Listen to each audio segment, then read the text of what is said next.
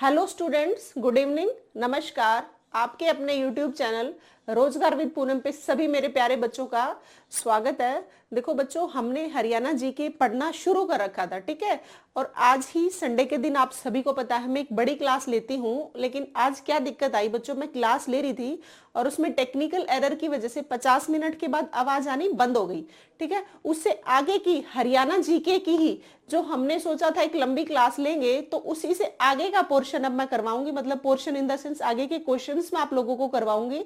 आराम से पढ़ना, शांति से। एक इंपॉर्टेंट क्लास सभी बच्चों के लिए है हरियाणा जीके की, और जो सीईटी के नए बच्चे जुड़ रहे हैं ना, उनके लिए तो बहुत इंपॉर्टेंट है, इसलिए क्योंकि उनको हरियाणा जीके अच्छे से पढ़नी पड़ेगी। 25 नंबर की आपकी हरियाणा जीके आएगी और जिसमें से 23-24 नंबर में कोशिश यही रहेगी कि मैं आपको इतनी तैयारी करा के भेजूं, ठीक है। तो हाँ, और नए बच्चे जो भी जुड़ते हैं चैनल को सब्सक्राइब जरूर कर देना, और आप छोटे भाई बहन जो भी पढ़ते हैं आप लोगों से उनको शेयर जरूर करोगे। देखो, हमने बच्चों क्वेश्चंस किए थे लास्ट क्लास में, शायद 12-13 क्वेश्चन हुए थे। उसके बाद आवाज आनी बंद हो गई थी 50 मिनट के बाद। उसी से आगे की हम क्लास पूरी करेंगे। लंबी क्लास रहेगी लेकिन बहुत इंपॉर्टेंट क्लास है। इंपॉर्टेंट क्यों कह रही हूं, क्योंकि हर एक पेपर में, प्रीवियस ईयर पेपर में, वो चाहे एचटेट में हो चाहे सीईटी, दोनों के लिए तो इंपॉर्टेंट है। एचटेट के भी आए हुए क्वेश्चंस उठा रखे हैं और सीईटी में, एचएसएससी के डिफरेंट टाइप के एग्जाम्स हो रखे हैं, उन्हीं के सारे क्वेश्चंस मैं आप लोगों को करवा रही हूँ। तो हर एक बच्चे के लिए जिसके हरियाणा जीके आएगी, एचटेट वाले, सीईटी वाले, दोनों बच्चों के लिए most and most important class है। आराम से पढ़ते चलना, ठीक है। हाँ, और जिसके जो भी डाउट आए आप कमेंट सेक्शन में डाल देना बच्चों। मैं क्लास पूरी होने के बाद आपके कमेंट्स लूंगी, देखती हूं मैं बाद में आपकी जो भी डाउट्स होते हैं, क्वेरी होती है, मैं बाद में जरूर सॉल्व करती हूं। लेकिन क्लास के बीच में मेरी कोशिश यही रहती है कि मैं बात ना करूं, ठीक है। तो चलो चलते हैं आगे। जितने क्वेश्चन हो गए थे उससे आगे के क्वेश्चंस करवा रही हूँ। कोशिश तो यही थी, बहुत लंबी क्लास हूं लेकिन नहीं हो पाई थी। उससे आगे की क्लास देखो आप। आगे की क्लास क्या, इसको चाहे नहीं मान लो चाहे कैसी ही मान लो, है ना। हम पढ़ रहे थे कुरुक्षेत्र के बारे में, उसी की सॉरी कैथल के बारे में पढ़ रहे थे हमने। कुरुक्षेत्र के बहुत सारे क्वेश्चंस किए थे, ऐसे ही हम पढ़ेंगे। पौराणिक मान्यताओं के अनुसार कैथल की स्थापना किसके द्वारा की गई थी, क्वेश्चन है बच्चों ये। देखो, पौराणिक मान्यताओं मैंने बहुत बार बताया भी है। कैथल का एक तो पुराना नाम आपको याद रखना है, और एक आपको याद रखना है कैथल पहले तो क्या थी, जगह थी, शहर बना, उसके बाद जिला बना। कौन से नंबर का जिला बना ये आप बताओगे मुझे, और बना कब था ये मैं बता देती हूँ। ऐसे याद करवाना बताया था मैंने, आपके ऊपर कृपा हुई थी। कब हुई थी कृपा, ये हुई थी बच्चों 1 नवंबर 1989, ठीक है। इसका मतलब 1 नवंबर 1989 को हमारे हरियाणा के 4 जिले बने थे। अब वो कौन कौन से हैं, यहां से आपको याद रखोगे। के से था कैथल, क्या था कैथल। आर का मतलब रेवाड़ी था, पी का मतलब पानीपत था, और वाई का मतलब यमुनानगर था, ठीक है। ये 4 जिले बने थे कब, 1 नवंबर 1989 को, ठीक है। यही रखोगे बात याद बच्चों। तो अब आगे सुनो। एक तो ये पता लग गया आपको यहां से कैथल जिला कब बना था। दूसरी बात ये है कि कैथल को बसाया किसने था। आपको याद रखना है कैथल को युधिष्ठिर द्वारा बसाया गया था। किसके द्वारा, युधिष्ठिर के द्वारा कैथल को बसाया गया था, ये आपको याद रखनी है, ठीक है।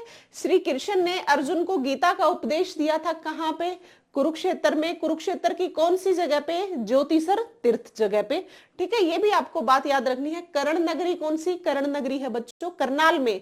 इसीलिए कर्ण से रिलेटेड जितनी भी बातें पूछी जाती हैं वो हम कहाँ टिक करते हैं, वो करते हैं बच्चों करनाल में। कहां पे करते हैं, करनाल में।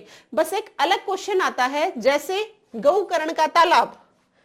हाँ, और ये जो पीडीएफ है बच्चों, जितना मैं पढ़ाती हूँ ये सारा पीडीएफ आपको मेरे टेलीग्राम चैनल पे, हाँ बहुत बच्चे बोलते हैं मैम पढ़ाई हुई पीडीएफ कहाँ मिलेगी।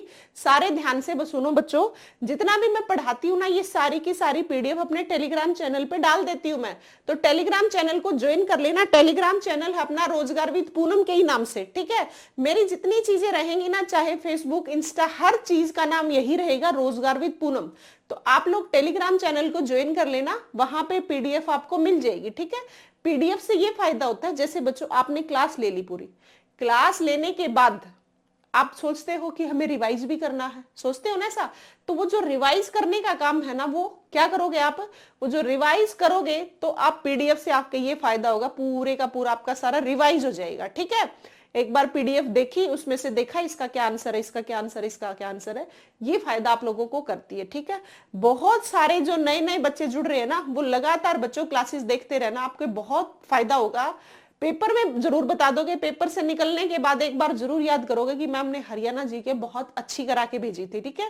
मैंने बहुत सारे टॉपिक्स हरियाणा जीके के पहले क्लासेस में करवाए हुए, आप उनको देख सकते हो। पूरी हरियाणा जीके मैं आपको कवर करा के भेजूंगी, ठीक है। और करंट की मैंने 2 क्लासेस ली हैं, मैं एक और क्लास, एक तो क्या 5-6 क्लासेस लेनी है, कोशिश करूंगी कल एक क्लास और आपको दूं, ठीक है।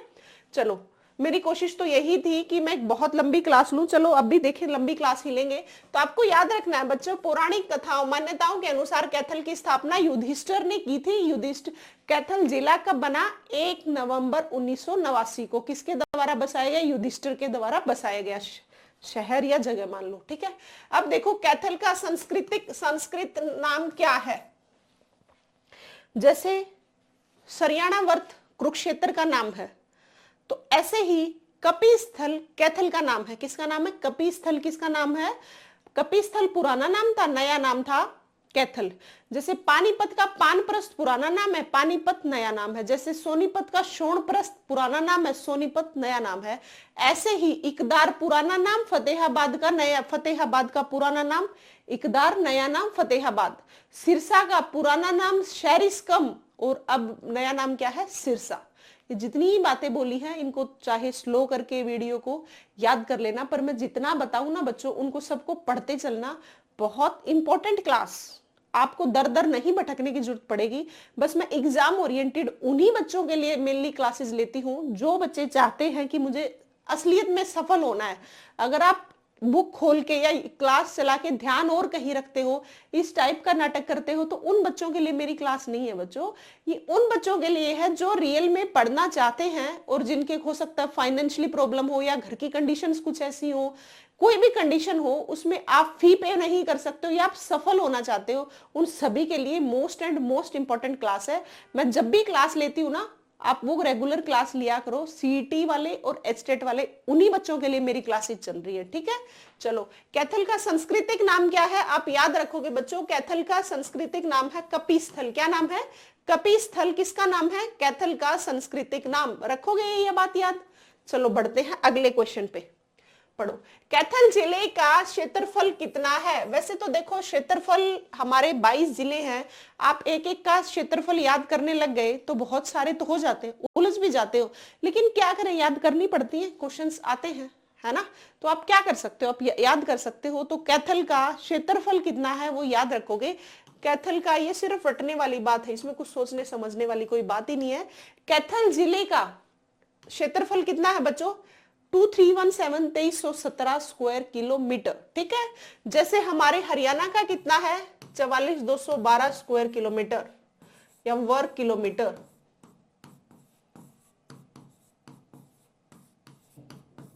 ठीक है, रखोगे याद?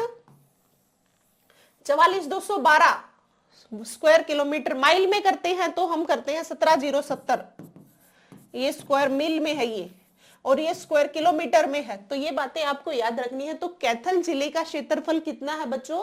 2317 स्क्वायर किलोमीटर। रखोगे यार? 14 का आंसर है बी। कैथल को कहा जाता है, कैथल को क्या कहा जाता है? कैथल को कहा जाता है गुरुद्वारों का शहर कहा जाता है। क्या छोटी काशी कहा जाता है, या फिर ए और बी दोनों कहा जाता है, या इनमें से कोई नहीं? क्या कहा जाता है आपको याद रखना है। कैथल को गुरुद्वारों का शहर कहते हैं। सबसे ज्यादा गुरुद्वारे अंबाला में हैं, लेकिन गुरुद्वारों का शहर, दो अलग बातें हैं, ध्यान से सुनना। सबसे ज्यादा गुरुद्वारे बच्चों हमारे अंबाला में हैं, लेकिन सब गुरुद्वारों का शहर किसको बोला जाता है? गुरुद्वारों का शहर बोला जाता है बच्चों कैथल को। तो कैथल का नाम गुरुद्वारों का शहर भी है, और कैथल का नाम छोटी काशी, हरियाणा की छोटी काशी क्या है? ये कैथल का नाम है। ए और बी दोनों आंसर होगा, ठीक है। अब समझो, अगर आपके पेपर में, ध्यान से सुनना, अगर आपके पेपर में आता है गुरुद्वारों का शहर या नगर कौन सा है, याद रखोगे कैथल। फिर आपके पेपर में ये भी आ सकता है सबसे ज्यादा गुरुद्वारे कहाँ हैं। अब बहुत बच्चे कंफ्यूज इस बात में हो जाएंगे कि सबसे ज्यादा गुरुद्वारे हम कहाँ टिक करें, गुरुद्वारों का शहर कैथल है तो सबसे ज्यादा गुरुद्वारे यही होंगे। नहीं, ऐसा नहीं है। सबसे ज्यादा गुरुद्वारे इसमें क्या है, अंबाला में है, लेकिन गुरुद्वारों का शहर कैथल। ये दो अलग बातें हैं। ऐसे ही दो अलग बातें ये हैं, हरियाणा की छोटी काशी क्या है, कैथल है। क्या है, कैथल है। लेकिन एक और क्वेश्चन आता है बच्चों, मंदिरों की अधिकता की वजह से, मंदिरों की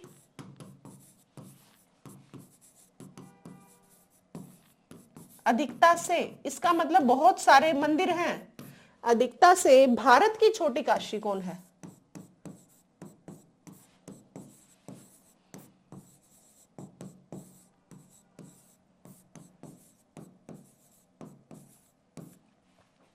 मैंने बताया यहाँ पे छोटी काशी क्या है, कैथल है। लेकिन मंदिरों की अधिकता की वजह से छोटी काशी क्या है, ये है बच्चों बस हमारी भिवानी। क्या है, भिवानी। इसे हम धर्मार्थ न्यासों का शहर भी बोलते हैं। किसको? यहाँ पे बहुत सारे बड़े बड़े मंदिर है, धर्मार्थ न्यास, जो ट्रस्टी होते हैं, जो मंदिरों वगैरह में पैसा देते हैं, वो लोग रहते हैं, इसीलिए इसको बोलते हैं धर्मार्थ न्यासों का शहर। ठीक है, ये बातें आपको याद रखनी है। अब यहाँ पे भिवानी से याद रखना आपको, भिवानी जिला कब बना? 22 दिसंबर। जिसको जिले याद नहीं होते होंगे ना, डेट बार भी इतनी बारी बता दी होंगी मैंने ये बातें, अब तो आप भूलना चाहोगे तो भी नहीं भूलोगे। अगर रेगुलर क्लास ले रहे हो तो मैंने पता नहीं कितनी बार ये बातें बता दी कि छोटी काशी कौन सी है, ये क्या है, कब जिले बने, ये जिलेवार परिचय बहुत डिटेल में कराया हुआ है। फिर भी मैं साथ साथ फिर से बताती रहती हूँ, ताकि आपका जो पीछे वाला है, अगर कोई बच्चा गलती से भी रिवाइज ना कर पाए तो भी आपको ये बातें याद रहे। ठीक है, रखोगे याद? क्या है, भिवानी कब बना? 22 दिसंबर 1972 को। भिवानी के साथ और क्या बना था? भिवानी के साथ बच्चों सोनीपत भी बना था। भिवानी और सोनीपत दोनों 22 दिसंबर 1972 को बने थे, ये बात याद रखोगे। अब भिवानी को धर्मार्थ न्यासों का शहर क्यों बोला जाता है, ये भी बात बता दी मैंने। और अगर पेपर में आता है मंदिरों की अधिकता की वजह से छोटी काशी, यहाँ पे भी है छोटी काशी, ये हरियाणा की छोटी काशी है, ये भारत की छोटी काशी है, क्योंकि यहाँ पे पिंडदान किया जाता है। जैसे बिहार का गया है, ऐसे ही यहाँ पे क्या है, एक पेवा है, वहां पे भी पिंडदान करते हैं। और कुछ यहाँ पे इसको क्या बोला जाता है, हरियाणा की छोटी काशी भी बोला जाता है, लेकिन पेहवा कुरुक्षेत्र की जगह है, ये याद रखनी है। ठीक है, हो गया याद? तो ए और बी आंसर है बच्चों 15th का। अब बढ़ते हैं नेक्स्ट क्वेश्चन पे। वेरी वेरी इंपॉर्टेंट क्वेश्चन, बहुत बार पूछा गया, पता नहीं कितनी बार ये क्वेश्चन पूछा गया है।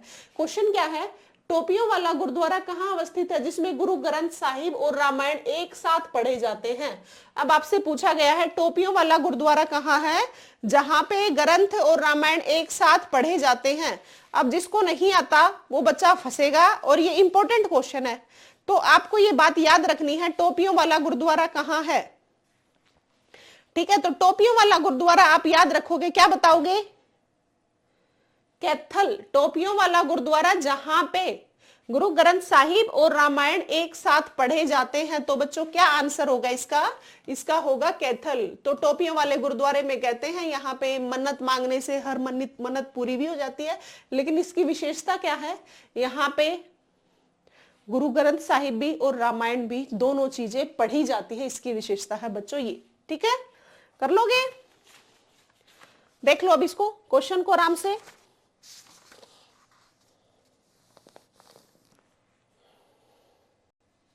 इसको वानरों का आवास स्थल भी बोलते हैं, कैथल को क्या बोलते हैं? वानरों का आवास स्थल भी कैथल को बोलते हैं।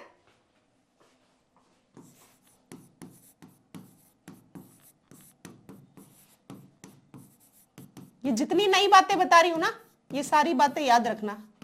नवग्रह कुंड के कारण कौन सी है, यहाँ पे नवग्रह कुंड है, इसकी वजह से है। कारण क्या? नवग्रह कुंड की वजह से कैथल को छोटी काशी कहा गया है।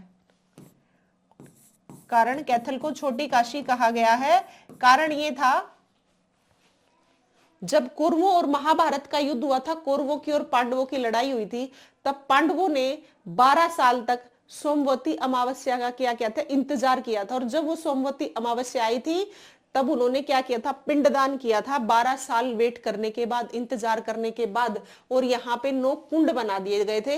इसी वजह से नवग्रह कुंड की वजह से कैथल को हरियाणा की छोटी काशी कहते हैं।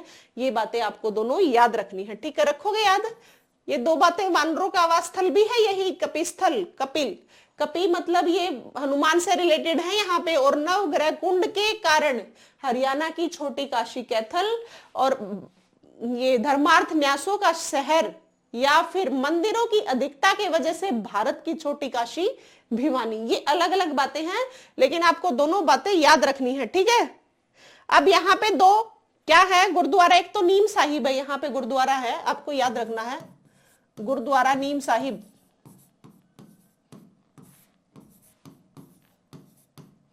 एक तो बात ये याद रखनी है, गुरुद्वारा नीम साहिब है। एक आप क्या बात याद रखोगे, एक आप याद रखोगे रजिया सुल्तान का मकबरा कहां पे है। रजिया सुल्तान का मकबरा वेरी वेरी इंपॉर्टेंट है ये भी। रजिया सुल्तान का मकबरा अब तो खंडर बन गया एक टाइप का, लेकिन ये मकबरा पूछा जाता है पेपर में। रजिया सुल्तान का मकबरा है बच्चों, वो है कैथल में। दोनों बातें याद रखोगे, रजिया सुल्तान का मकबरा कहाँ है, कैथल में। गुरुद्वारा नीम साहिब कहाँ है, कैथल में, ठीक है, रखोगे याद बातें। अंजनी टीला, अंजनी तो इसलिए है ना क्योंकि वानरों की भी स्थली बोली जाती है, इसीलिए ये बात आपको याद रखनी है, ठीक है।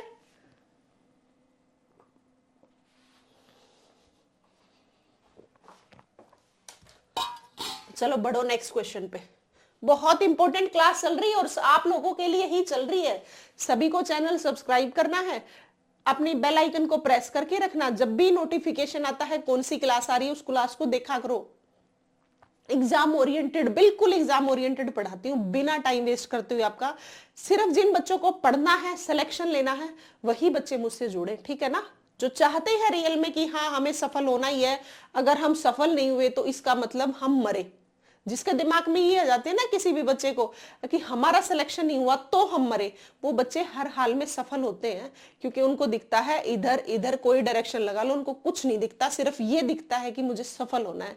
अगर सफल नहीं हुआ तो मेरे माँ बाप की आज जो कंडीशन है मैं उसको कैसे सुधारूंगा, कि यही ऐसे ही जिंदगी जाएगी। और क्या आप लोगों की, आपके एक जॉब लगने से आपका फ्यूचर सिक्योर नहीं होता, आपकी पहले वाली पीढ़ी पेरेंट्स की और आपकी आने वाली जनरेशन जो आपके बच्चे होंगे, दोनों की एक नौकरी सुधार देती है। तो ये फर्क होता है बच्चों गवर्नमेंट जॉब का। फर्क तो क्या, बहुत ही ज्यादा फर्क होता है।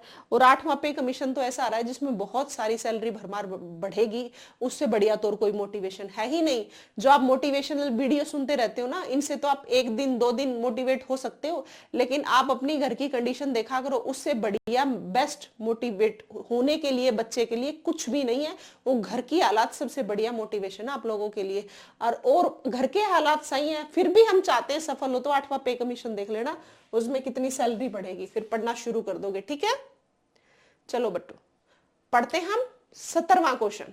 रोहतक जिले की स्थापना किस वर्ष हुई थी? आप बताओगे, क्या 1 नवंबर 1966 को हुई थी, क्या 4 मार्च 1969 को हुई थी, क्या 2 अक्टूबर 1968 को, या 12 जून 1970 को? ये क्वेश्चन बताओगे आप लोग। ऐसा मैंने क्यों कहा? ऐसा मैंने इसलिए कहा क्योंकि मैंने आपको करवाया था ये वाला टॉपिक सबसे पहले क्लास लेते ही। मैंने आप लोगों को बताया था कौन सा जिला कब बना, तो आप इसको बता सकते हो बहुत अच्छे से, कौन सा जिला कब बना हुआ है। अब बात चल रही हमारी रोहतक की। पहले मैंने कुरुक्षेत्र की बताई थी, फिर मैंने कैथल की बताई थी, और अब मैं बता रही हूं आपको किसकी, रोहतक की बातें। तो सभी को पता है जब हमारा हरियाणा बना था 1 नवंबर 1966 को, उसी दिन से हमारा क्या बन गया था, हमारा रोहतक जिला बना था। कब? 1 नवंबर 1966 को, ठीक है, रखोगे याद। एजुकेशन हब जिसको हम बोलते हैं, हरियाणा की राजनीतिक राजधानी जिसको बोलते हैं, एजुकेशन हब।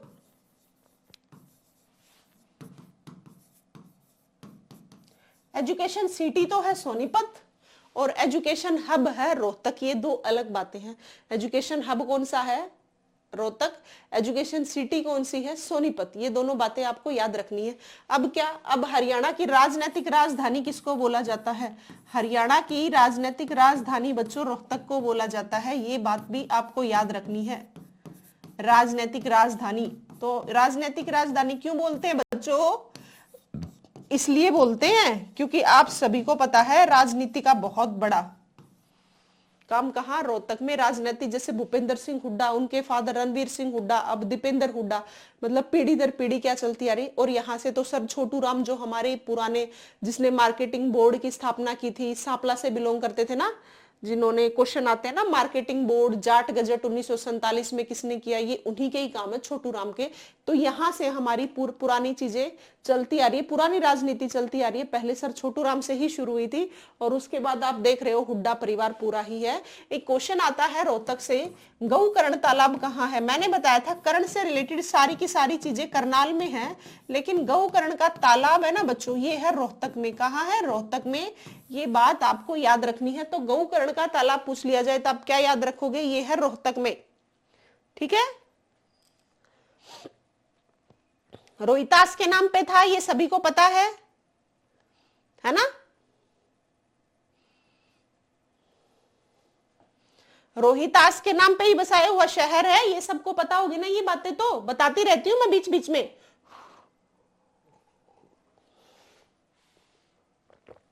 17th का आंसर है ए। बढ़ो अगले क्वेश्चन पे, 18वां क्वेश्चन।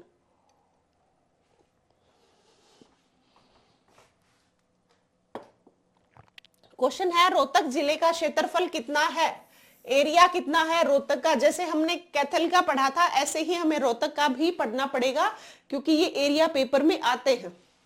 तो कितना है, 1745 वर्ग किलोमीटर क्या है, रोहतक का क्या है, एरिया है। ये याद रखना है, ये सिर्फ रटने वाली बात है, इसमें और कुछ सोचने समझने वाला ऐसा कुछ नहीं था। अब आता है पेपर में ये, बाबा मस्तनाथ का मेला हरियाणा में किस जिले में लगता है। बाबा मस्तनाथ यूनिवर्सिटी कब बनी, ये सारी बातें पढ़ेंगे हम। देखो अब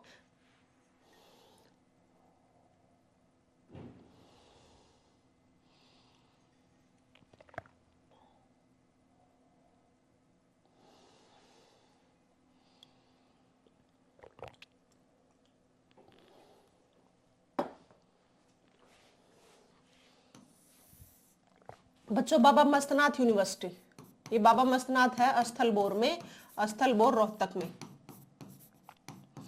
बाबा मस्तनाथ यूनिवर्सिटी। यहां से 2-3 क्वेश्चन लिख लेना, जो नए जुड़ते हैं, जो पुराने जुड़े हुए उनको पता है। अस्थलबोर रोहतक में, यही बाबा मस्तनाथ का मेला भी रोहतक में ही लगता है। अस्थलबोर एक गांव है रोहतक का ही, रोहतक से निकलते ही तिलियार झील से आगे अस्थलबोर, कहाँ की जगह ये, रोहतक की। अब क्वेश्चन ये है बच्चों, बाबा मस्तनाथ यूनिवर्सिटी कब बनी, आपको याद रखनी है। बाबा मस्तनाथ यूनिवर्सिटी हमारी 2012 में बनी। कब बनी, 2012 में, ये याद रखनी है। बाबा मस्तनाथ यूनिवर्सिटी अस्थलबोर रोहतक में है, कब बनी, 2012 में बनी। अब अगला क्वेश्चन सुनो, यहाँ आपको पता है महर्षि दयानंद यूनिवर्सिटी भी है हमारी, महर्षि दयानंद यूनिवर्सिटी। ये कब बनी, ये हमारा हरियाणा जब बना था 1 नवंबर 1966 को, उसके जस्ट 10 साल बाद कौन सी बनी, महर्षि दयानंद यूनिवर्सिटी बनी। और जब हमारा हरियाणा बना था उससे 10 साल पहले हमारी केयू की यूनिवर्सिटी बनी थी, जिसको A++ ग्रेड फिलहाल दिया गया है। ठीक है, ये बातें आपको याद रखनी है। तो बाबा मस्तनाथ का मेला कहाँ लगता होगा, अब आप सभी बता सकते हो बच्चों, ये लगता है रोहतक में। ठीक है, एक पेपर में आता है इंडो ग्रीक सिक्के कहाँ मिलते हैं, सिक्कों से रिलेटेड भी पेपर में आता है। अब रोहतक की बात आ गई तो एक और बात सुन लो रोहतक से रिलेटेड, इंडो ग्रीक सिक्के पूछा जाता है। ये सिक्कों से रिलेटेड, जो पहले के राजा महाराजा होते थे ना, वो तो चले गए, लेकिन उनके कुछ सिक्के अब भी मिलते हैं। इंडो ग्रीक सिक्के कहाँ प्राप्त हुए, ये आपको याद पेपर में आता है। ये इंडो ग्रीक सिक्के हुए थे प्राप्त हमें खोखरा कोट, कहाँ से, खोखरा कोट से बच्चों। और ये खोखरा कोट कहाँ की जगह है, ये है मेरे प्यारे बच्चों रोहतक की, ये याद रखना है। खोखरा कोट जगह कहाँ की है बच्चों, ये खोखरा कोट जगह है रोहतक की। तो इंडो ग्रीक सिक्के हमें कहाँ से मिले, ये मिले खोखरा कोट रोहतक से।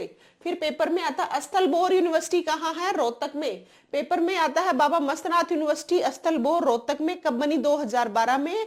MDU कब बनी, 1976 में। और मेला जब अस्थल मस्तनाथ का सारा ये जो ना कनफड़े संप्रदाय, जो गुरु गोरखनाथ के चेले हैं, ये सब जो गुजय गुरु गोरखनाथ है ना, वो हमारे राजस्थान में हैं।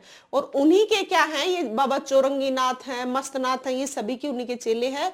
नाथ संप्रदाय से बिलोंग करते हैं। जो कनफड़े साधु संत नहीं होते, जो कानों को सिलवा लेते हैं ऐसे गोल गोल बालियां डाल के, उन्हीं की बात हो रही है। ये और संप्रदाय हमारे रोहतक में है, ये बातें आपको याद रखनी है। ठीक है, कर लोगे ये सारी बातें याद? खोखरा कोट हो गया ना, बंगला साहिब हो गया। हाँ, एक और पेपर में आता है, यहां से याद आया मुझे, भगवान श्री कृष्ण के भाई बलराम थे, पता है ना, पेपर में आया हुआ क्वेश्चन है ये, समझना इस क्वेश्चन को। क्या आया था? भगवान श्री कृष्ण के भाई बलराम, उनसे रिलेटेड आया था। क्या था कि वो कहां से बिलोंग करते थे, उनकी मूर्ति हुई है तो बिलोंग करते थे वहीं से थे। ठीक है, तो मूर्ति भगवान कृष्ण के भाई, मूर्ति कहां मिली? भगवान श्री कृष्ण के भाई बलराम की मूर्ति रोहतक से ही मिली है, ये भी आपको याद रखना है। भाई बलराम की मूर्ति कहां से मिली बच्चों? बलराम की मूर्ति रोहतक से मिली, ये बात आपको याद रखनी है। जितनी एक्स्ट्रा बातें बता रही हूं ये सारी की सारी आप लोगों को याद रखनी है। ठीक है, बलराम यहाँ, इसका मतलब यहाँ रहते होंगे, तो यहाँ इनकी मूर्ति मिली है। कुषाण शैली का द्वार स्तंभ कहाँ मिला? ये पेपर आता है, कुषाण शैली का द्वार स्तंभ कहाँ मिला? ये भी मेरे प्यारे बच्चों रोहतक में मिला। कुषाण शैली का द्वार स्तंभ कहाँ मिला? कुषाण शैली का द्वार स्तंभ भी बच्चों रोहतक में मिला। ये सारी की सारी बातें आपको याद रखनी है, पेपर में आ जाए कुषाण शैली का द्वार स्तंभ कहां से? रोहतक से। अब आपसे पूछ लिया जाए भगवान श्री कृष्ण बलराम की मूर्ति कहां मिली, ये आपको याद रखना है। कर लोगे बात? महाभारत में नकुल दिग्विजय में क्या किया गया? महाभारत का एक नकुल दिग्विजय था ना, उसमें किस जगह का वर्णन किया गया है? पेपर में आती है ये बात, ये भी आपको याद रखना है। महाभारत को जो नकुल दिग्विजय था ना, उसमें रोहतक का वर्णन मिलता है। हर जगह कुरुक्षेत्र का वर्णन है, लेकिन नकुल दिग्विजय में रोहतक का वर्णन मिलता है, ये बात आपको याद रखनी है। बहुत सारी आपको मैंने रोहतक से रिलेटेड बात बता दी। नकुल दिग्विजय में किसका वर्णन है? नकुल दिग्विजय में भी रोहतक का वर्णन किया गया है, ये बात आपको याद रखनी है। ठीक है, कर लोगे याद? देख कितनी सारी बातें बता दी, क्वेश्चन तो कम चल रहे हैं, बातें अलग चल रही है। बातें तो क्या कर रहे हैं बच्चों, क्वेश्चन ही कर रहे हैं। तो याद रखनी है 19th का ए मस्तनाथ सारी होगी थी। नकुल दिग्विजय में किसका वर्णन? रोहतक में। महाभारत का ये जगह, महाभारत में लिखी हुई बात थी। और क्या लिखी हुई बात थी? महाभारत के लिए नकुल दिग्विजय में, महाभारत के नकुल दिग्विजय में किसका वर्णन है? रोहतक का वर्णन है। ठीक है, कर लोगे बात? सर छोटू राम की जन्मभूमि कहाँ है? बताइए, सभी को भी बताया गया था, सापला, जिसका नाम फिलहाल क्या कर दिया गया? भगवान सर छोटू राम की जन्म स्थली क्या? सापला, गढ़ी सापला, जो कि रोहतक से है।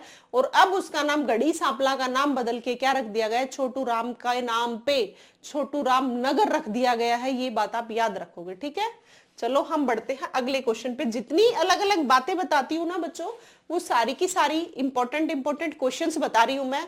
क्वेश्चंस तो शायद मैं कम कराऊं, हो सकता है आज हमारी क्लास लंबी है, आराम से पढ़ते रहना, लेकिन जो एक्स्ट्रा बातें जो बता रही हूं ना, वो सारे के सारे पेपर में आए हुए क्वेश्चंस हैं।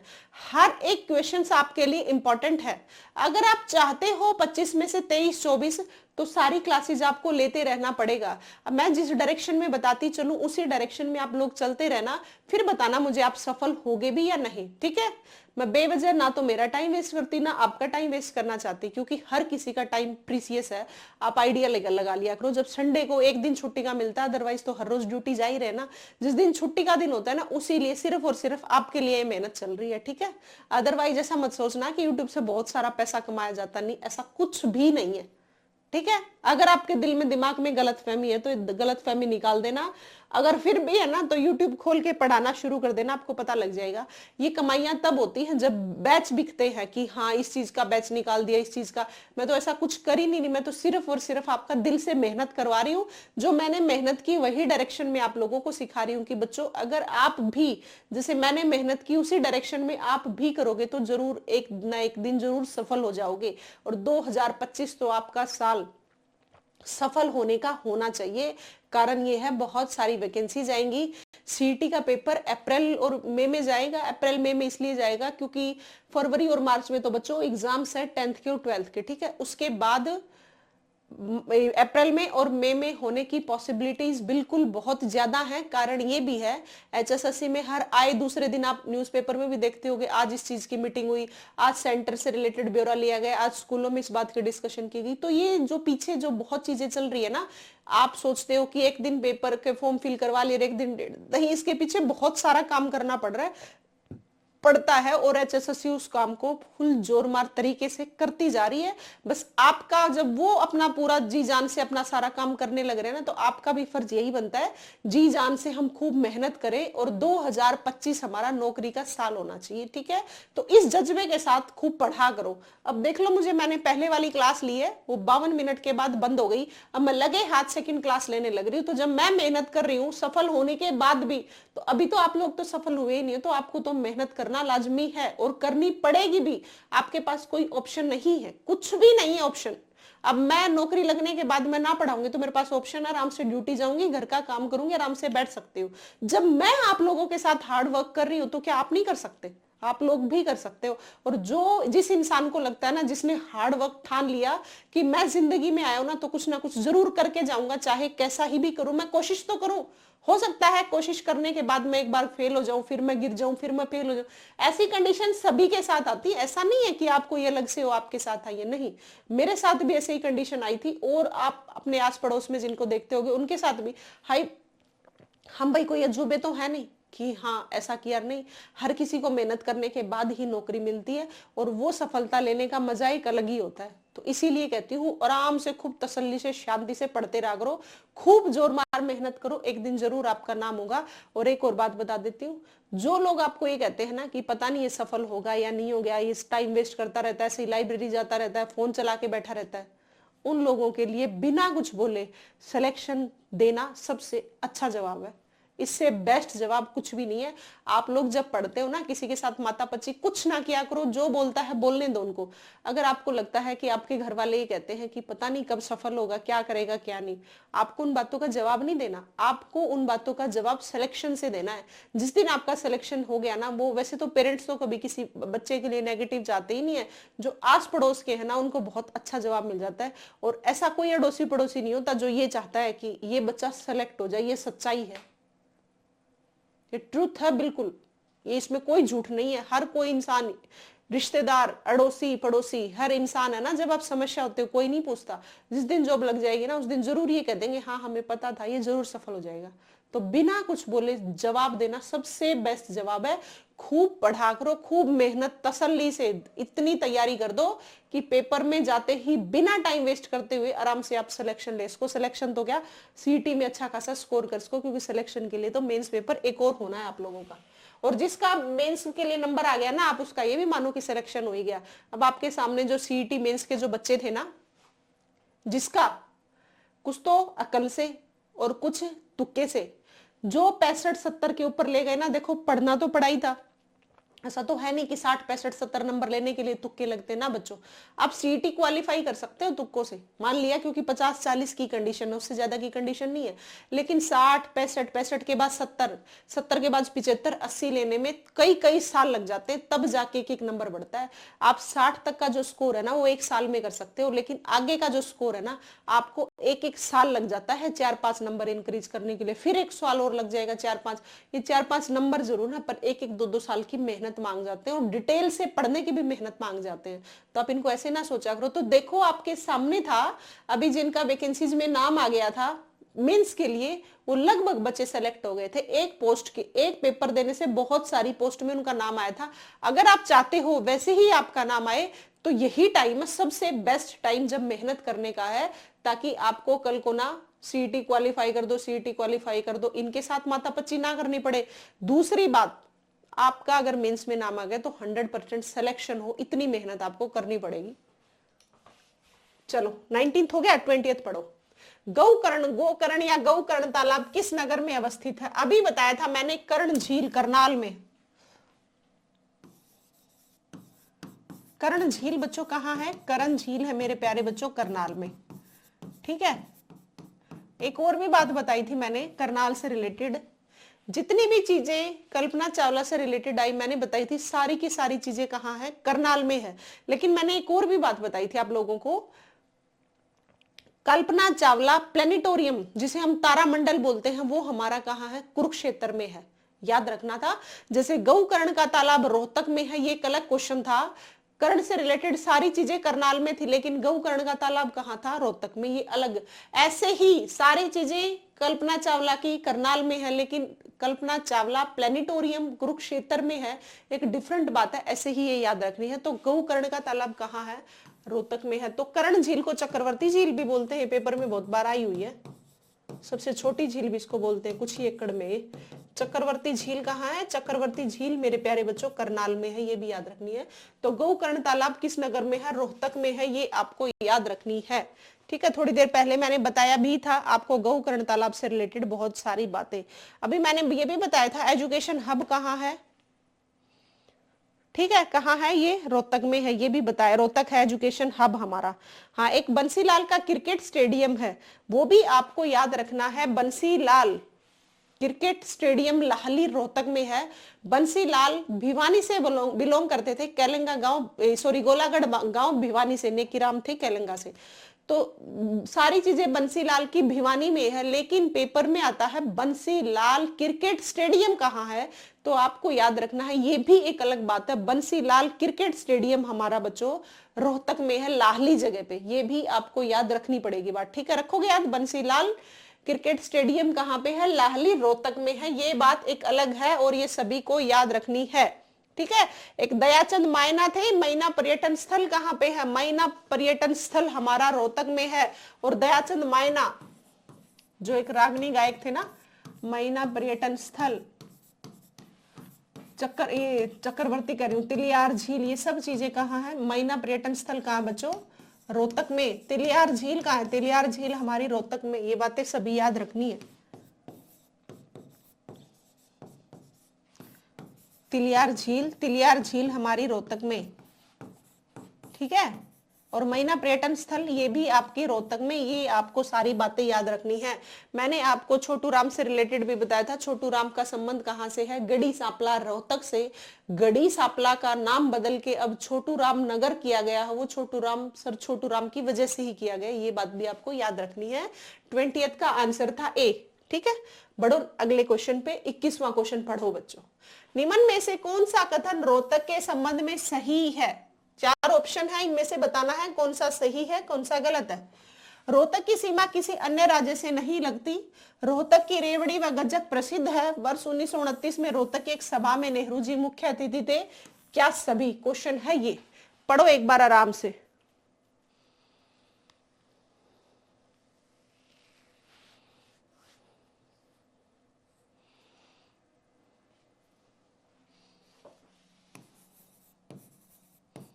पढ़ो क्वेश्चन, ये मेरी याद रख लूंगी मैं, बात ये भी बतानी है आपको।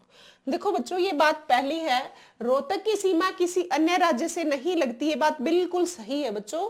देखो रोहतक हमारे हरियाणा के, रोहतक और चरखी दादरी ऐसे जिले हैं जिनकी सीमा किसी अन्य राज्य के साथ टच नहीं होती, मतलब इनकी बाउंड्री किसी अन्य राज्य के साथ, जैसे हरियाणा है उसके आसपास में जितने भी राज्य हैं उनसे टच नहीं होती बाउंड्री, किस किस की, रोहतक था पहले अकेला और अब चरखी दादरी है, ये दोनों बातें आपको याद रखनी है। मैंने क्या क्यों बोला, क्योंकि हमारा जो हरियाणा है ना उसके चारों तरफ से हर एक स्टेट ने घेरा हुआ है, हर स्टेट को ही घेरा हुआ है, तो इसका मतलब हमारे हरियाणा को क्वेश्चन आता है कितने राज्य, हमारे हरियाणा कितने राज्यों से घिरा हुआ है, आपको याद रखना हमारा हरियाणा 5 राज्यों से घिरा हुआ है। 5 राज्य कौन कौन से हैं आपको ये याद रखना है। सबसे, जिसको मैप नहीं देख रखा ना, जिसको आता नहीं है मैप, मैंने पीछे क्लासेस में बहुत बार आप लोगों को मैप कराया है हरियाणा का। देखो आपको वर्ल्ड का ही मैप करना पड़ता है, इंडिया का करना पड़ता है, तो हरियाणा का मैप तो बिल्कुल कंपलसरी है, क्योंकि 25 नंबर की हरियाणा जीके आएगी। मैंने बहुत बार पहले भी बोला है, हर बच्चे के दिमाग में सेट होनी चाहिए ये बातें कि कौन सा जिला कहाँ पे सेट है, मतलब कौन से जिले की बाउंड्री कौन से जिले से टच होती है। कारण क्या है उसके पीछे बच्चों, कारण ये है, अगर आप लोगों को ये सब बातें पता होंगी तो आप 1-2 क्वेश्चंस तो आइडिया से ही सोल्व कर पाओगे, इसलिए ये जरूरी है, ठीक है। तो देखो सबसे ऊपर पंचकुला है, पंचकुला के ऊपर हम किससे टच होते हैं, हम करते हैं हिमाचल प्रदेश से टच, किसे करते हैं, हिमाचल प्रदेश से। अब आते हैं बच्चों, अगर मैप पिक्चर दिमाग में है, मैप आपको अच्छे से आता है, उनके लिए ये बात, उनके लिए जिसको मैप नहीं आता वो बच्चे क्या करेंगे, वो बच्चे ये करेंगे कि मैप को एक बार जरूर देख लेंगे, ठीक है। फिर हमारा पूर्व में है यमुना नगर, यमुना नगर से एंटर करती है हमारी यमुना नदी, तो हरियाणा को और उत्तर प्रदेश को अलग करती है, वो करती है यमुना नदी। तो हरियाणा के पूर्व में कौन है, ये आपको याद रखना, हरियाणा के पूर्व में है बच्चों कौन, उत्तर प्रदेश, ठीक है। अब दो तो हो गए राज्य, अब एक यमुना नगर से एक और छोटी सी बात याद रखनी है, यमुना नगर से हमारे उत्तराखंड का देहरादून जिला भी, उत्तराखंड की देहरादून जगह भी टच होती है 11 किलोमीटर, सो की सबसे छोटी बाउंड्री टच होती है। फिर इधर जाओ सिरसा, जींद, इनसे या फिर नीचे फतेहाबाद, इनसे टच कौन सा हमारे हरियाणा से राज्य होता है, वो होता है बच्चों कौन सा, पंजाब। और नीचे की जो बाउंड्री है जैसे कि गुरुग्राम, महेंद्रगढ़, यहां से हमारे टच होता है राजस्थान। इसका मतलब हरियाणा से 5 राज्य टच होते हैं, वो पांचों के पांचों आपको याद रखने हैं। हाँ, एक और बात, अगर आपके पेपर में 5 नहीं दिए हो तो आप क्या करोगे, अगर 5 नहीं दिए हुए तो 4 ऑप्शन में है तो आपको 4 पे भी टिक करना पड़ेगा। कारण क्या, कारण ये कई बार HSSC ने इसकी क्या है, उत्तराखंड के देहरादून की बाउंड्री को नहीं माना, जबकि टच करती है 11 किलोमीटर। सबसे ज्यादा हम राजस्थान के साथ टच करते हैं 1262 किलोमीटर, और उत्तराखंड के देहरादून जगह को भी हम टच करते हैं, लेकिन सबसे कम बाउंड्री कितनी, 11 किलोमीटर। ये बात भी आपको याद रखनी है, ठीक है। तो पता लग गया, हरियाणा के साथ हमारे चारों ओर से 5 राज्य टच होते हैं, इसलिए बताना पड़ा क्योंकि क्वेश्चन ऐसा आया हुआ था। अब वो जो बताई हैं वो बातें भी याद रखना, क्योंकि वो भी आपके पेपर में पूछी जाती है। अब बढ़ते हैं बच्चों नेक्स्ट क्वेश्चन पे। रोहतक की रेवाड़ी व गज्जक प्रसिद्ध है क्या, बिल्कुल प्रसिद्ध है। शीलाबाई पास पे चले जाना, रोहतक के वहां पे एक बड़ी सी शॉप है, सिर्फ वहां पे रेवड़ी गज्जक मिलती है, और वो पूरे हरियाणा की फेमस है, वो सच में टेस्टी भी है, ठीक है। क्योंकि मेरी सारी स्टडी रोहतक से है तो मैंने बहुत बार खाई है, इसलिए बता दिया आप लोगों को। अच्छा नेक्स्ट देखो, वर्ष 1929 में रोहतक की एक सभा में नेहरू जी मुख्य अतिथि थे, ये बिल्कुल थे। इसका मतलब ये सारी बातें सही हैं, तो इसका आंसर है उपरोक्त सभी। क्या है, उपरोक्त सभी इसका आंसर है। दक्षखेड़ा का नाम, नया नाम क्या कर दिया गया, ये हरियाणा रोहतक की एक जगह है दक्षखेड़ा, इसका नया नाम कर दिया गया फरमाना खास। अब पेपर में आता है बहुत बार, दक्षखेड़ा कहां पे है बच्चों, तो आपको याद रखना है कहां पे है, रोहतक में है। फिर दक्षखेड़ा का नया नाम पूछ लेते हैं तो वो क्या है, फरमाना खास। आपको ये बात भी याद रखनी है, दक्षखेड़ा पुराना नाम था और नया नाम क्या है, फरमाना खास, ये बात आपको याद रखनी पड़ेगी। बोलते बोलते कई बार बच्चों प्यास लग जाती है, और जब प्यास लग जाती है ना तो पानी पी लेना चाहिए, मुझे ऐसा लगता है ना। दक्षखेड़ा का फरमाना खास, ये दोनों नया नाम ये है और पुराना ये है, कि आपको याद रखने, ये रोहतक में है, ठीक है, रखोगे याद। एक और पेपर में आता है, ये भी लिख लो, रोहतक सबसे पहला हरियाणा का आकाशवाणी केंद्र, सबसे पहला हरियाणा का आकाशवाणी केंद्र। आकाशवाणी केंद्र का मतलब रेडियो ही होता होगा ना, क्योंकि आकाश से रेडिएशन आ रही है, और वो जो रेडिएशन से हम जो ये नेटवर्क जुड़ते हैं, वाणी मतलब आवाज, और ये किससे चल रही है, ये रेडियो से चल रही होती है। सबसे पहले हरियाणा का आकाशवाणी केंद्र भी रोहतक से खुला था। पेपर में आता है कब, पेपर में ही आता आकाशवाणी केंद्र कब कब खुला था, रोहतक में तो है, ये तो हमें पता लग गया, लेकिन पेपर में आता है ये कब, तो आपको याद रखना है बच्चों डेट, 8 मई 1976 को हरियाणा का पहला आकाशवाणी केंद्र खुला था। ये रखोगे आप बात याद, सबसे पहला हरियाणा का आकाशवाणी केंद्र रोहतक में, और कब खुला, 8 मई 1976 को, ये बातें आपको याद रखनी है, ठीक है। आकाशवाणी केंद्र दूरदर्शन केंद्र हिसार में, और ये कहां पे, रोहतक में आकाशवाणी, ठीक है। चौरंगीनाथ स्थल बोर, वो भी आपको याद होगा ना, अभी थोड़ी देर पहले बताया था। ममता खर्ब का संबंध कहां से है, यहां यहीं से, ये ओ साक्षी मलिक हो गए, ये सारी चीजें कहां से हैं, ये सारी की सारी चीजें कहां से हैं, रोहतक से हैं, ये याद रखना। ममता खर्ब का संबंध कहां से, जिसे हम गोल्डन गर्ल बोलते हैं, ममता खर्ब, गोल्डन गर्ल, साक्षी मलिक, ये सब कहां से बिलोंग करते हैं, सब रोहतक से ही बिलोंग करते हैं, ठीक है। बेटी बचाओ बेटी पढ़ाओ की ब्रांड एम्बेसडर भी बनाया गया था ना इनको। चलो बढ़ते हैं अगले क्वेश्चन पे। 22वां क्वेश्चन पढ़ो, हरियाणा के किस जिले को एजुकेशन सिटी नहीं है, एजुकेशन सिटी सोनीपत है। एजुकेशन हब व राजनीतिक राजधानी कहा जाता है। अब बहुत सारी बातें बताने से ये फायदा होगा रोहतक की, जैसे मैंने आपको बहुत सारी बातें बता दी, उनका फायदा ये होगा अब जितने भी रोहतक से रिलेटेड क्वेश्चन बनेंगे वो आप सारे के सारे सोल्व कर पाओगे। इसका फायदा ये है बच्चों, ठीक है। चलो पढ़ो, हरियाणा के किस जिले को एजुकेशन हब या राजनीतिक राजधानी कहा जाता है? आपको बताया था मैंने, एजुकेशन हब हमारा क्या है, रोहतक है। और राजनीतिक राजधानी क्यों बताया था वो भी आपको बताया था, ये रोहतक में है, ये बात तो सही है, ठीक है। अब मेरी बात सुनो, कुछ बातें बता देती हूं मैं स्टडी से रिलेटेड। देखो, सुपवा state university performance of visual arts, ये जो सुपवा है ना, state university performance visual arts, ये सब चीजें कहां है, रोहतक में है। कहां पे है, रोहतक में है। स्टेट की यूनिवर्सिटी परफॉर्मेंस विजुअल आर्ट्स, इसका मतलब बहुत सारी मल्टी कल्चर एक्टिविटीज होती है ना, वो स्टेट लेवल की, वो कहाँ होती है, हमारे रोहतक में होती है। तो बहुत सारी स्टेट ने, जैसे सेंटर की होगी कुछ यूनिवर्सिटी, जैसे महेंद्रगढ़ की जंतपाली है, वो सेंट्रल यूनिवर्सिटी है, जिसको हमारे हरियाणा के वीसी नहीं संभालते, मतलब राज्यपाल के पास चार्ज नहीं है, वो सेंटर के पास है। ऐसे ही हर जगह के चांसलर होते हैं ना, वो राज्यपाल होते हैं, जबकि वीसी वहां का बनाया जाता है। ये आपको पता है सभी को, मैंने पहले भी बताया हुआ है।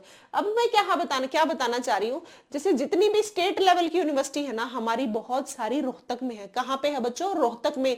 जैसे विजुअल आर्ट्स, परफॉर्मेंसिंग विजुअल आर्ट्स, मतलब हर टाइप की मल्टी कल्चरल एक्टिविटीज की यूनिवर्सिटी है ना, वो रोहतक में है। इसीलिए इसको क्या कहा जाता है, एजुकेशन हब कहा जाता है। ये फर्क था, ठीक है। अब देखो, एजुकेशन सिटी सोनीपत को क्यों कहते हैं, क्योंकि सोनीपत में बहुत सारी यूनिवर्सिटीज हैं, प्राइवेट यूनिवर्सिटी, ये तो स्टेट द्वारा बनाई गई है और वो प्राइवेट संस्था के द्वारा पैसा लगाया गया उनपे।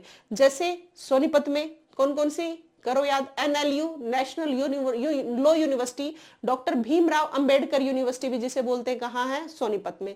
मोतीलाल नेहरू यूनिवर्सिटी और स्टेडियम सारे कहाँ हैं, सोनीपत में। जैसे ओपी जिंदल यूनिवर्सिटी, कितनी बड़ी फॉर्म, कितना पैसा लगाया गया कि बाहर विदेशों से बच्चे यहाँ पे पढ़ने जा रहे हैं। 0.001% ही होंगे जो यहाँ पे बच्चे हरियाणा के पढ़ते हैं। इसका मतलब बहुत बड़े लेवल की पढ़ाई कहाँ पे चल रही है, सोनीपत में चल रही है। ऐसे ही सोनीपत का एक खरखोदा जगह है, खरखोदा में बहुत सारे जैसे ये प्लांट लगाया गया था ना 900, उसमें कहाँ लगाया गया था, गुरुग्राम के मानेसर में। ऐसे ही अब उभरती नगरी हमारे सोनीपत की खरखोदा है। आगे आने वाले टाइम में आप देखोगे क्या, खरखोदा के रेट इतने बढ़ गए हैं। ये मारुति के प्लांट है ना, और ये प्लांट वगैरह लगते हैं, ये बहुत ज्यादा कहाँ लग रहे हैं, अब खरखोदा में लग रहे हैं। गुड़गांव से यहाँ ट्रांसफर होने का रीजन यही है कि गुड़गांव में जगह ही नहीं बची। कहाँ पे क्या करेंगे, तो एक 600 गज का, एक 300 गज का खरखोदा में लग रहा है। आप खुद सोचो, जब इतने सारे बड़े बड़े प्लांट लगेंगे तो आप ये सोचो कि कितने लोगों को रोजगार मिलेगा। जब उनको लोगों को रोजगार मिलेगा तो क्या होगा, बहुत सारी रहने की जगह भी बनेगी। फिर रहने की जगह बनेगी तो उनको खाने पीने के लिए सामान चाहिए, खाने पीने के लिए सामान चाहिएगा तो दुकानें खुलेंगी। उनको पहनने के लिए कपड़े भी चाहिए, पहनने के लिए कपड़े चाहिए तो भी दुकान खुलेंगी। तो बहुत सारा बिजनेस यहाँ पे शुरू, बहुत सारा काम शुरू हो जाएगा खरखोदा में।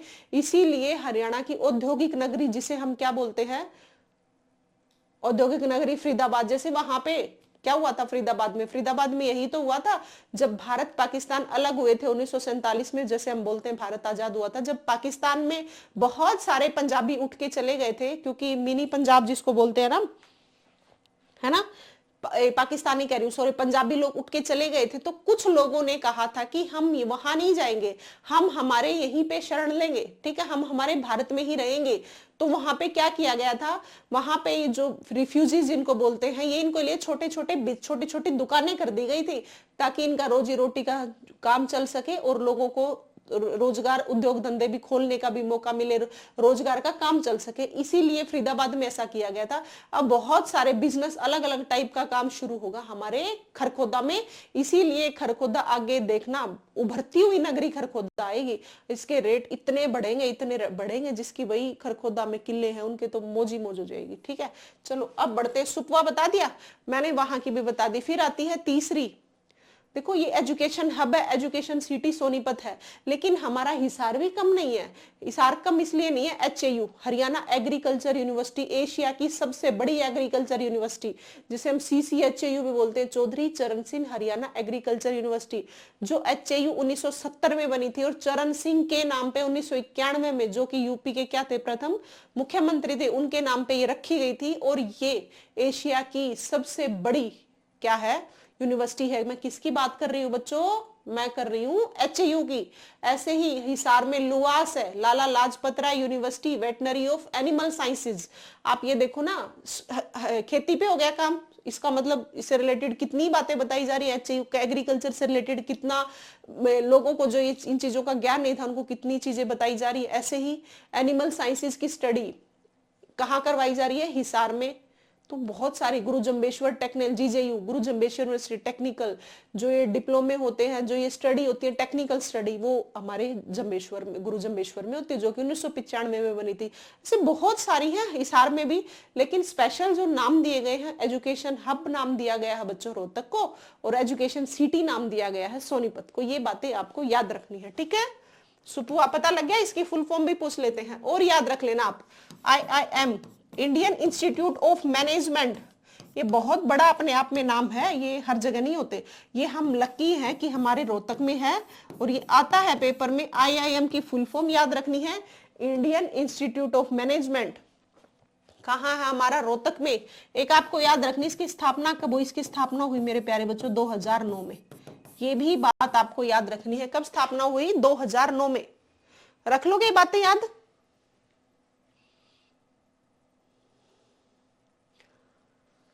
चलो बढ़ते हैं आगे क्वेश्चन पे।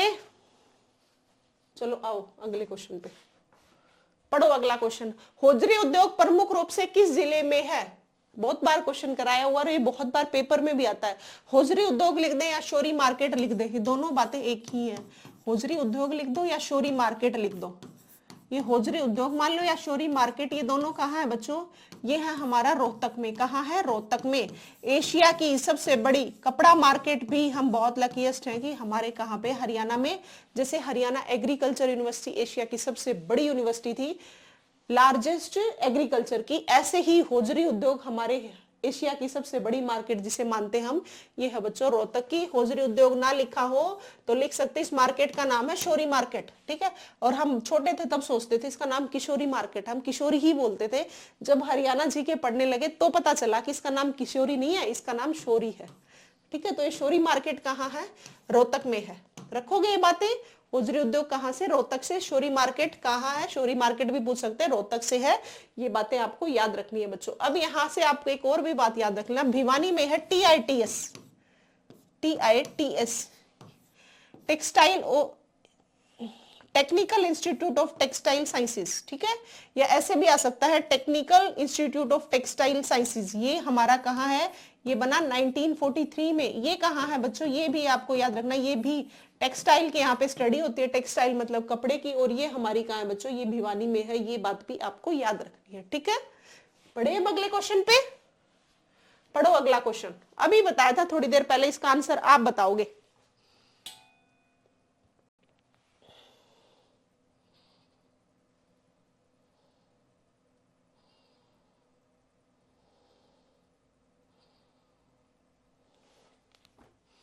देखो, महर्षि दयानंद यूनिवर्सिटी की स्थापना रोहतक में किस वर्ष की गई थी।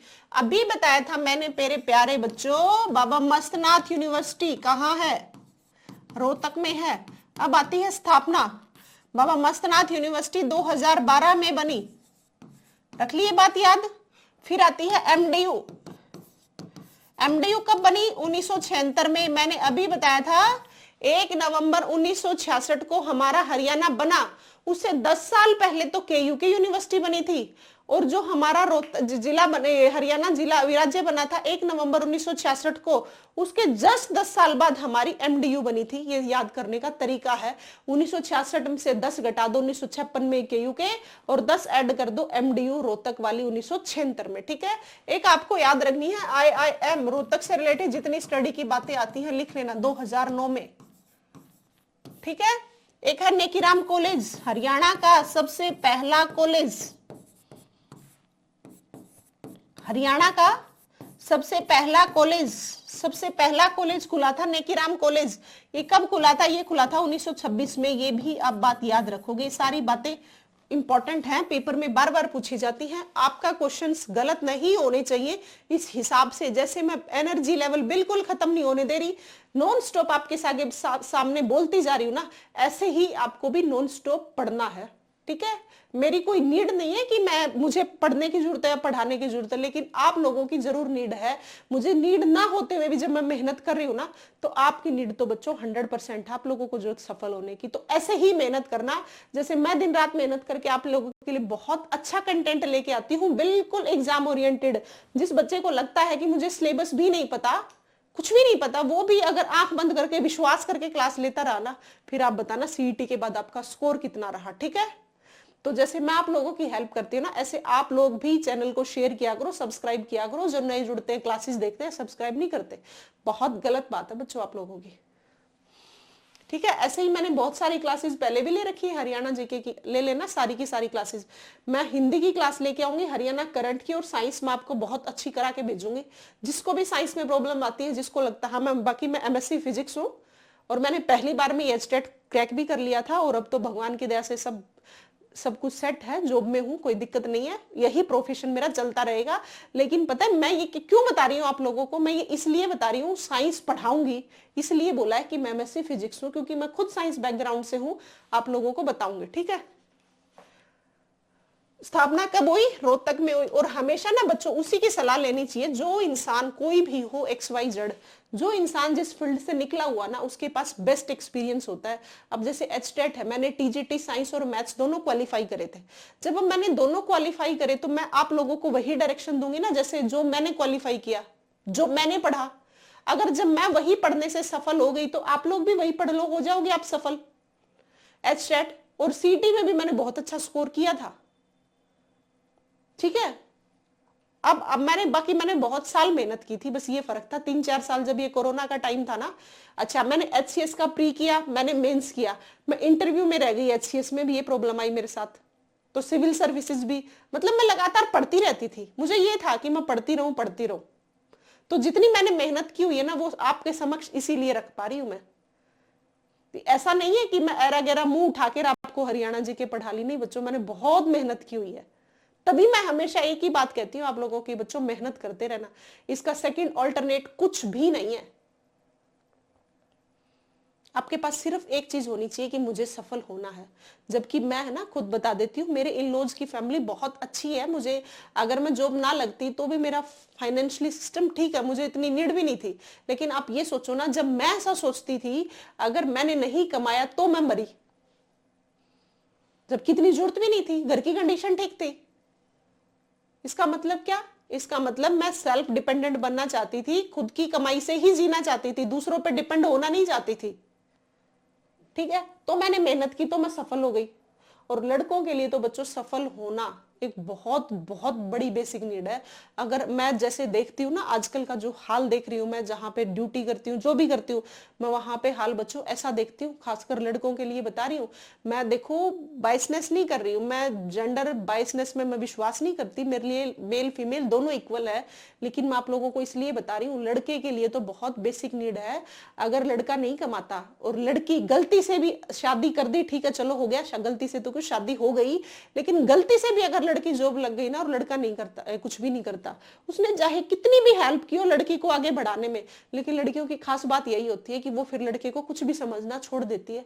और बहुत सारे तलाक के रीजन आज के दिन ये बन रहे हैं कि अगर लड़के का कोई प्राइवेट काम है, लड़की गवर्नमेंट जॉब लग गई, तो ये समझने लग जाती है जैसे मैंने पता ही नहीं क्या उपलब्धि हासिल कर ली, जबकि उनको ये नहीं पता होता। आज जहां पे भी जिस जगह पे तुम खड़े हो ना, हो सकता है आप अपनी हस्बैंड की वजह से यहीं खड़े हो, है ना।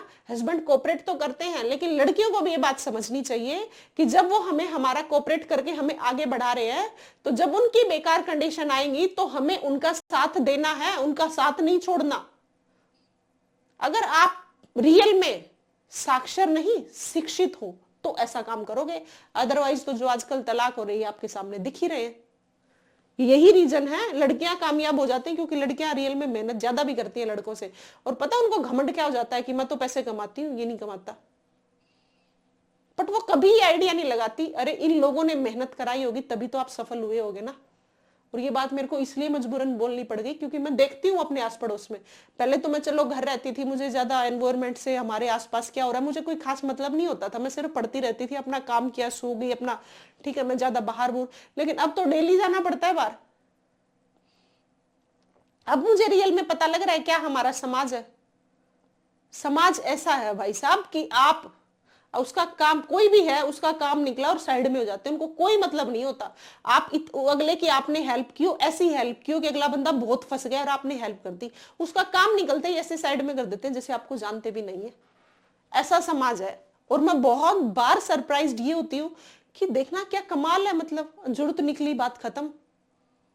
अब तो मैं धीरे धीरे धीरे धीरे थोड़ी हैबिचुअल हो रही हूँ, सीख भी जाएंगे। ऐसे ही आप लोगों के साथ भी कंडीशन बनेगी, हर किसी के साथ। इसीलिए तो कहते हैं हमारा समाज ही रियल में हमारा विकास करता है। आपका समाज ही आपको बहुत कुछ सिखाता है, ठीक है ना। तो पढ़ते रहा करो, पढ़ाई के बगैर कुछ भी नहीं है। अगर आप जॉब लग गए तो सब कुछ है। आने वाली पीढ़ी और पीछे वाले पेरेंट्स की पीढ़ी सुधर जाएगा सब कुछ। अदरवाइज तो भाई साहब बहुत तो महंगाई, बहुत बुरा हाल है। और लड़कों के लिए तो इसलिए भी जरूरी है, अभी बताया तो है मैंने क्या कारण है। और बच्चों के लिए अगर लड़की नहीं लगी 1%, लेकिन लड़का कमा रहा है तो काम चला लेगा। लेकिन अगर लड़की लग गई, लड़का नहीं कमा रहा ना, तो कभी काम नहीं चलेगा। हमेशा एक लड़का जॉब लगने के बाद अपनी वाइफ को रानी बना के रख सकता है, वो चाहे घर का काम करती ले। लेकिन एक लड़की जॉब लग गई, वो कभी अपने हस्बैंड को कुछ भी नहीं समझती, हस्बैंड भी नहीं समझती, राजा तो बहुत दूर की बात है। जो कि हमारे समाज में बहुत गलत हो रहा है ये सब सिस्टम। पढ़ना चाहिए, मानती हूं मैं, लड़के को भी लड़की को भी। मैं ये कहना चाहती हूँ लड़की को भी सफल होना चाहिए और लड़के को भी सफल होना चाहिए। लड़की को क्यों होना चाहिए ये बात मैंने आपको इनडायरेक्ट वे से अच्छे से समझा दी। अब इससे बढ़िया उदाहरण मैं आपके आगे कोई नहीं दे सकती। तो बच्चों इसीलिए कहती हूँ मेहनत करते रहा करो। बाकी जो पढ़ती है मुझसे वो एटलीस्ट अपने हस्बैंड की रिस्पेक्ट किया करो भाई। चाहे वो प्राइवेट बिजनेस करते हो, चाहे वो गवर्नमेंट करते हो, कुछ भी करते हो, उनके रिस्पेक्ट किया करो। जो हमारा समाज आज के दिन हिल रहा है ना, ये बहुत गलत डायरेक्शन में जा रहा है, ठीक है। और मैं जहां तक जितनी भी हूं ना, मैं सिर्फ और सिर्फ अपने हस्बैंड की वजह से हूं। मुझे जितना, मैं ऐसा बहुत लकीस्ट फील करती हूँ, मुझे बहुत अच्छे हस्बैंड मिले हैं, मुझे हमेशा कोऑपरेट किया है, तभी मैं आपके आगे खड़ी हूँ। तो जो लड़के लग जाओ ना, तब आपकी वाइफ आए, उनको भी ऐसे ही पढ़ाना कि एक दिन वो वाइफ खड़े होके ऐसे बोले कि मुझे मेरे हस्बैंड ने बहुत कोऑपरेट किया, उनकी वजह से आज मैं यहाँ खड़ी हूँ, ठीक है। चलो, और जो देख रहे हैं वो अपनी वाइफ को कोऑपरेट किया करो पढ़ने के लिए। चलो पढ़ो अगला क्वेश्चन, 25वां क्वेश्चन। हरियाणा का पहला आकाशवाणी केंद्र कहां स्थापित हुआ? आकाशवाणी केंद्र बच्चों 8 मई 1976 को हुआ। कब हुआ? 8 मई 1976 को पहला आकाशवाणी केंद्र। और अभी बताया था कहां हुआ था, रोहतक में हुआ था। ये बात आपको याद रखनी है। पहला आकाशवाणी केंद्र कहां हुआ? रोहतक में। और कब हुआ? थोड़ी देर पहले भी मैंने ये बात बताई थी। कहां हुआ बच्चों? रोहतक। और डेट आपको याद रखनी है।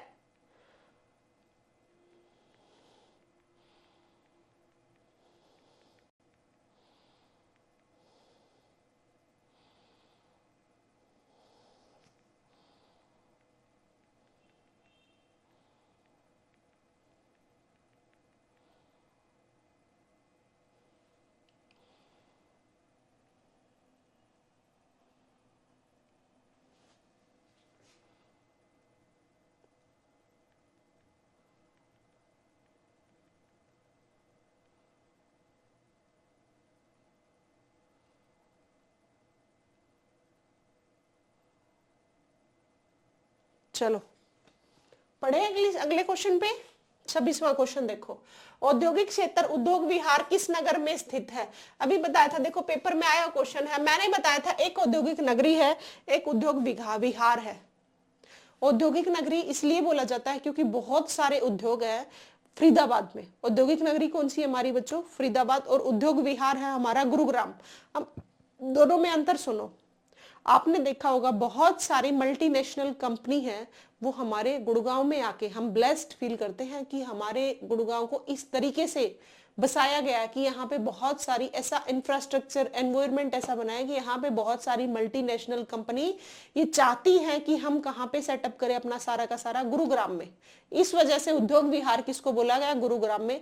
लेकिन औद्योगिक नगरी में बहुत सारे ट्रैक्टर का, टायर का फेमस काम कहाँ पे है, फरीदाबाद में।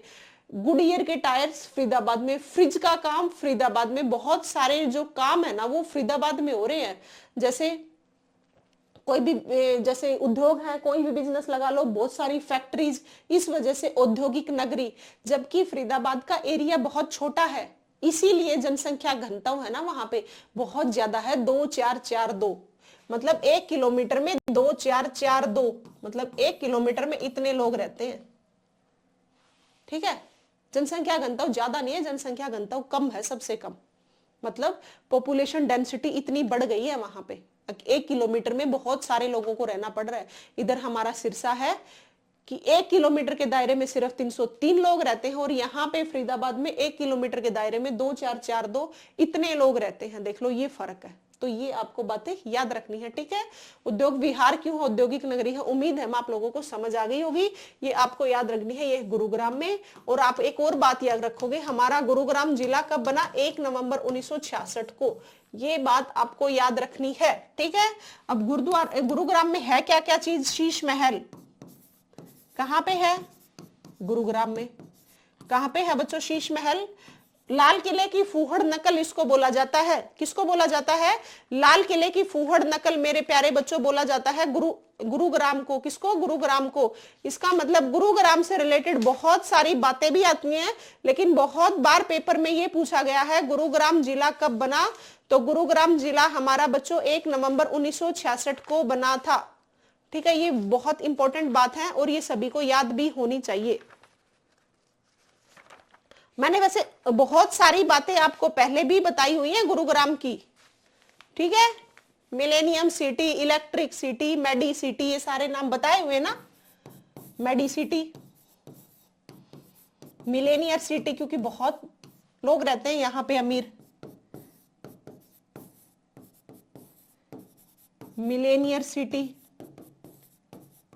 मेडी सिटी, बहुत सारे मेडी सिटी है, मिलेनियर सिटी, ये सारे नाम किसके हैं, ये हैं बच्चों इलेक्ट्रॉनिक सिटी हो गया, ड्रीम सिटी हो गया, हरियाणा की सिलिकन वैली बोलते हैं, कैपिटल ऑफ कोल सेंटर, ये सारे नाम किसके हैं, गुरुग्राम के हैं। लिख लो एक बार, सारे लिख ही लो, बोल क्या रही हूं, लिख लो।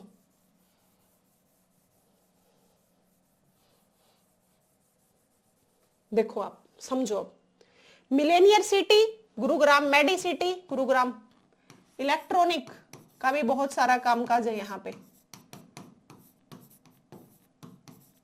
इलेक्ट्रॉनिक सिटी कौन सी है बच्चों, इलेक्ट्रॉनिक सिटी भी गुरुग्राम है, मिलेनियर सिटी है, मेडी सिटी है। ठीक है, coal centre, capital of coal centre कौन सी है, कैपिटल ऑफ कोल सेंटर भी, कैपिटल ऑफ कोल सेंटर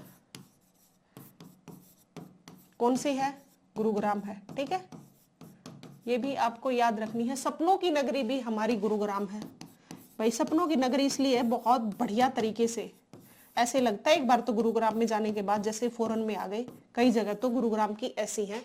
तो सपनों की नगरी, साइबर सिटी, मनोरंजन सिटी, सोलर सिटी, कितना ही नाम रख लो इसके, solar city, cyber city,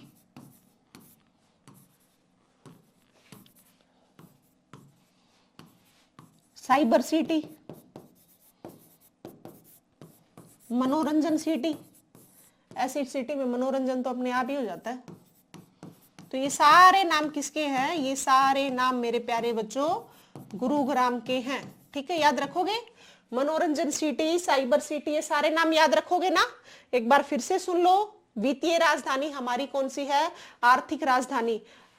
Gurugram और फरीदाबाद दोनों ऐसे जिले हैं जो पूरा हरियाणा के 20 जिले तो एक साइड इनकम टैक्स या जीएसटी वगैरह या फिर पैसा देते हैं, और एक साइड 50% कौन देते हैं, गुरुग्राम और फरीदाबाद। ये फर्क है, इसीलिए गुरुग्राम की हमारी वित्तीय राजधानी भी बोलते हैं।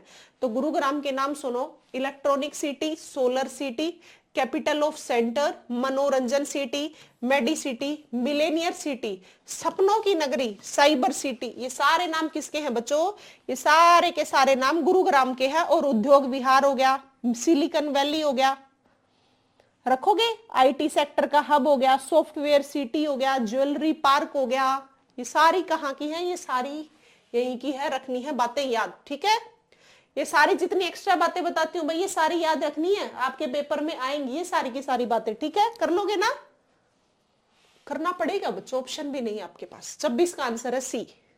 देखो, जब कोई चीज आपको याद ना हो ना, तो आप कोशिश किया करो, धीरे धीरे उस चीज को पढ़ते रहो। फिर से देख लिया, फिर याद कर लिया, फिर छोड़ दिया, फिर याद कर लिया, फिर छोड़ दिया। जीके के ऐसा सब्जेक्ट है जिसको आप पढ़ोगे फिर छोड़ दोगे, फिर पढ़ोगे फिर छोड़ दोगे। जब आप इसको पढ़ोगे छोड़ दोगे, पढ़ोगे छोड़ दोगे, तो आपको एक टाइम के बाद आप देखोगे आपके दिमाग में परमानेंट सेट होने लग जाएंगी बातें। परमानेंट सेट हो गई ना एक बार बातें समझ आके परमानेंट। एक बार तो ना, जब पहली बार किसी भी चीज को पढ़ते हो, जैसे कि आप पहली बार हरियाणा जीके को पढ़ रहे हो, तो आपके दिमाग में सिर्फ एक पिक्चर बनेगी कि अच्छा ये चीजें हैं, ये चीजें। आपको थोड़ी बहुत, सिर्फ 5 से 10% ही ऐसी चीजें होंगी जो याद रहेंगी आपके दिमाग में। जब पिक्चर बन जाएगी, दूसरी बार 50% याद हो जाएंगी, तीसरी बार 70% हो जाएंगी, 80%। एक टाइम ऐसा आएगा जब जितनी बातें बताई जाएंगी, आपके दिमाग की भी उतनी पावर बन जाएगी और आपकी पढ़ने की क्षमता भी बन जाएगी, और ऊपर से आपकी समझ का विकास हो गया ना, उस दिन आपकी पूरी की पूरी जीके आपके दिमाग में होगी। ये फर्क होता है। एक चीज को जब पढ़ते हो ना, आपने कभी भी सोचते हो, मान लो कि आपने हिंदी पढ़ ली, मान लो कि आपने हरियाणा जीके पढ़ दी, कोई भी सब्जेक्ट लगा लो, और अगर आपको एक बार पढ़ने के बाद ऐसा लगता है कि बस अब रिवाइज करने की जरूरत नहीं, हो गई सारी याद, तो मेरे प्यारे बच्चों, ये आपकी सिर्फ और सिर्फ गलतफहमी है। ऐसा नहीं होता, आपको चीजें याद करनी पड़ेंगी। याद करने का रीजन ये है, बार बार करनी पड़ती है। आप 1 दिन बाद, 2 दिन बाद, 10 दिन बाद आधे से ज्यादा बातें साफ मिलती हैं। और ये आपके साथ नहीं है, हर किसी के साथ होता है। ऐसा कोई अलग नहीं है कि सिर्फ आपके साथ हो रहा हो, नहीं, हर किसी के साथ ये दिक्कत है। तो आपको क्या करना है? सभी को यही तरीका अपनाना है, चाहे कोई भी सब्जेक्ट हो। आप उस सब्जेक्ट को पढ़ो, फिर छोड़ दो, फिर पढ़ो, उस बातों को छोड़ दो, पढ़ो, छोड़ दो, पढ़ते चलो और छोड़ते चलो, ठीक है? और उस बात को अगर जो सिंसियर बच्चा होगा तो 2 दिन बाद उसको रिवाइज कर देगा, फिर रिवाइज कर देगा, फिर रिवाइज कर देगा। एक दिन आपके माइंड में परमानेंट सेट हो जाएंगी वो बातें। ये आपके लिए फर्क रहेगा। तो इन चीजों को ऐसे पढ़ने का एक तरीका है। तो कोई भी बच्चा एक सब्जेक्ट को एक बार पढ़ने के बाद ऐसे खुशी ना करे कि मेरे तो सारा याद हो गया, मैं पेपर में देखूंगा। ऐसी गलती नहीं करके जानी, फिर पेपर आपको देख लेगा, आप पेपर में नहीं देखोगे उन चीजों को, फिर आके पछताओगे। उससे बेटर यही है, जिसके पास एक्सपीरियंसेस हैं, वो जब आप उन बातों को बताते हो तो अपने आप में उन चीजों को अप्लाई किया करो, ठीक है? उनसे आपका ही फायदा होगा, किसी दूसरे का नहीं होगा। और ये आपके लिए ही बातें बताई जाती हैं, तो इन चीजों का फायदा उठाया करो। चलो पढ़ो अगला क्वेश्चन। हरियाणा के उद्योग और वाणिज्यिक विभाग में से टेक्सटाइल पार्क प्रस्तावित किया गया है, ये कहाँ किया गया है? हरियाणा के टेक्सटाइल जो पार्क प्रस्तावित किया गया ना, ये याद रखना है बच्चों, ये किया गया है कहाँ पे? टेक्सटाइल का काम कहाँ है? भिवानी में। अभी बताया तो था TITS, तो याद रखना है ये कहाँ है? भिवानी में। पढ़ो अगला क्वेश्चन। निम्नलिखित में से विशेष आर्थिक जोन, इसको बोल भी देते हैं सेज, स्पेशल इकोनॉमिक जोन। ये सेज की भी फुल फॉर्म आ जाती है कई बार, आपको याद रखनी है। स्पेशल इकोनॉमिक जोन, ये तो स्पेशल इकोनॉमिक जोन कहाँ है बच्चों? ये है गुरुग्राम में। तो इसकी स्थापना कहाँ की गई थी? सेज की, याद रखोगे, सेज की स्थापना की गई थी बच्चों गुरुग्राम में। और सेज स्पेशल इकोनॉमिक जोन, ये याद रखना है कहाँ पे है? गुरुग्राम में। रखोगे ये बात? 28 का आंसर है बच्चों डी। और ये सारी की सारी PDF आपको अपने टेलीग्राम चैनल पे मिल जाएगी। सभी के सभी बच्चे टेलीग्राम चैनल को ज्वाइन करोगे,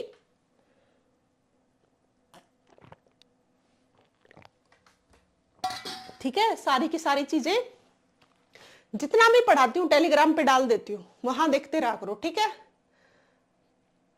आपको एक बार कोई भी टॉपिक पढ़ने के बाद जब रिवाइज करने की जरूरत होती है, टेलीग्राम पे वो PDF मिल जाती है, तो उसको रिवाइज कर दिया करो, साइड में रख दिया करो।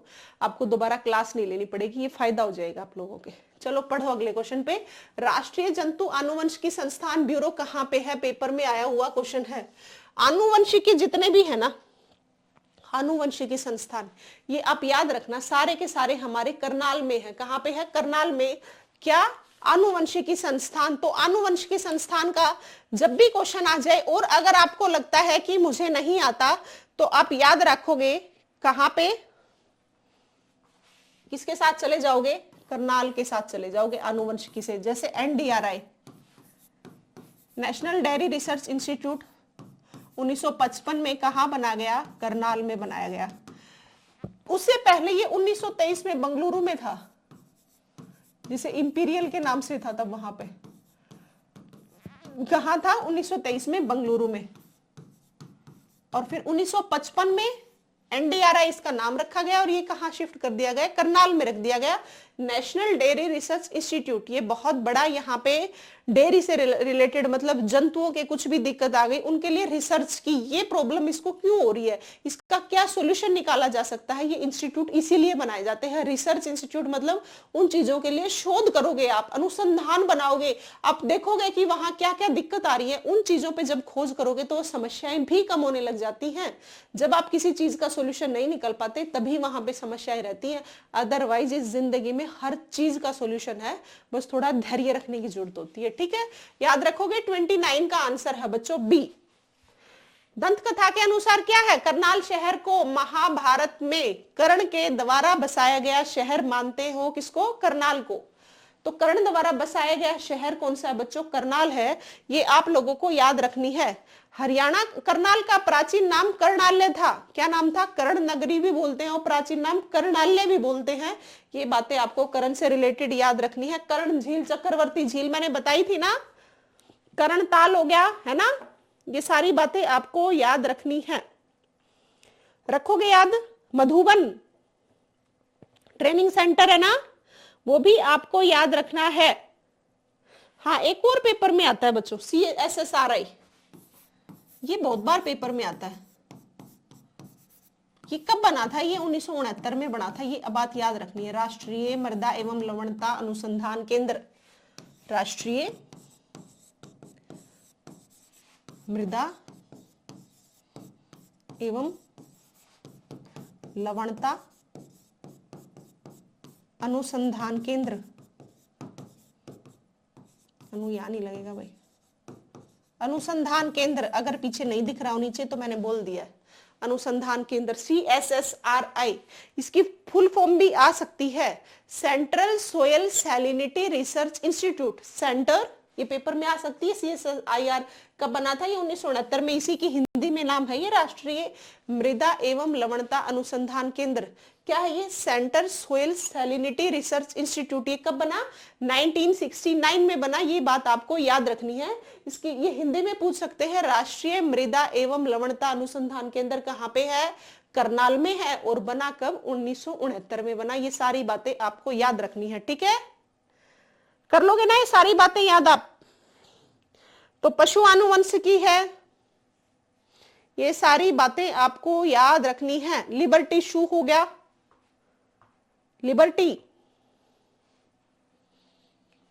लिबर्टी शू उद्योग कहाँ है, लिबर्टी वाला, बाटा वाला फरीदाबाद में है। और लिबर्टी शू उद्योग, लिबर्टी जूता उद्योग कहाँ है, लिबर्टी जूता उद्योग बच्चों करनाल में है।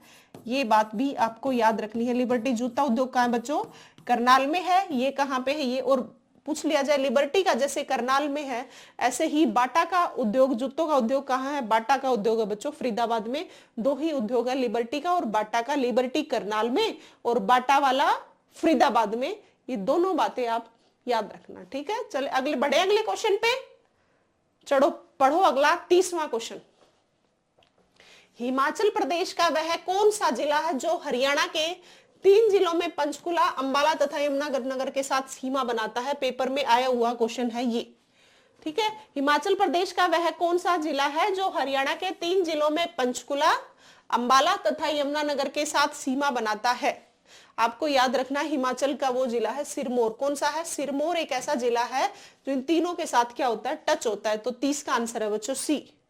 पढ़ो 31वां क्वेश्चन। अंबाला जिले की स्थापना कब हुई, पेपर में आया हुआ क्वेश्चन है और बार बार आता भी है। अंबाला जिले से रिलेटेड सारी बातें आपको याद रखना है। विज्ञान नगरी, साइंस सिटी हम किसको बोलते हैं, अंबाला को। एपरेटस सिटी, उपकरणों का शहर।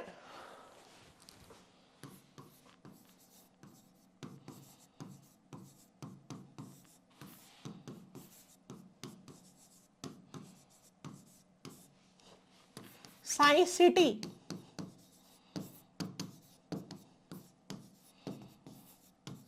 एपरेटसिटी, उपकरण, वैज्ञानिक उपकरणों का शहर है ये।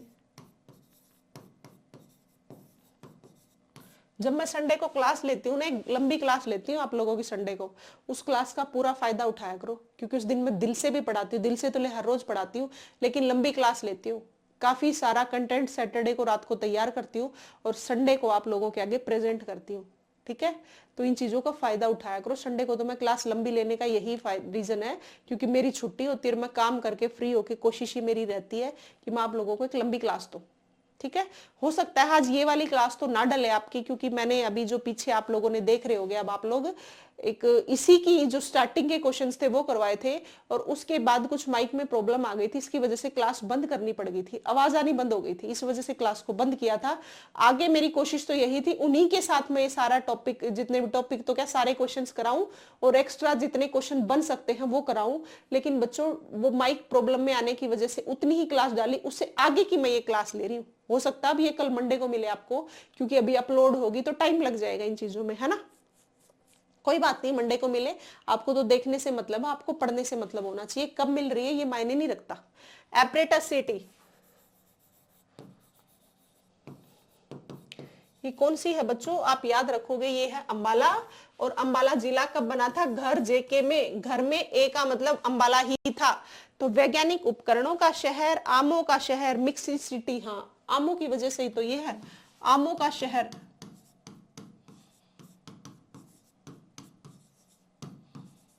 जितने एक्स्ट्रा नाम लिख रही हूँ ये सब अंबाला के हैं, मिक्सी सिटी।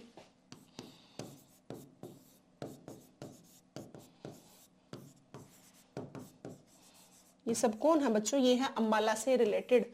आमों का शहर अंबाला, वैज्ञानिक उपकरणों का शहर Ambala, science city Ambala, apparatus city Ambala, mixie city Ambala, ये अंबाला के सारे नाम है, क्योंकि कोई चीज जहां की फेमस होती है उसकी वजह से उस शहर को नाम दे दिया जाता है।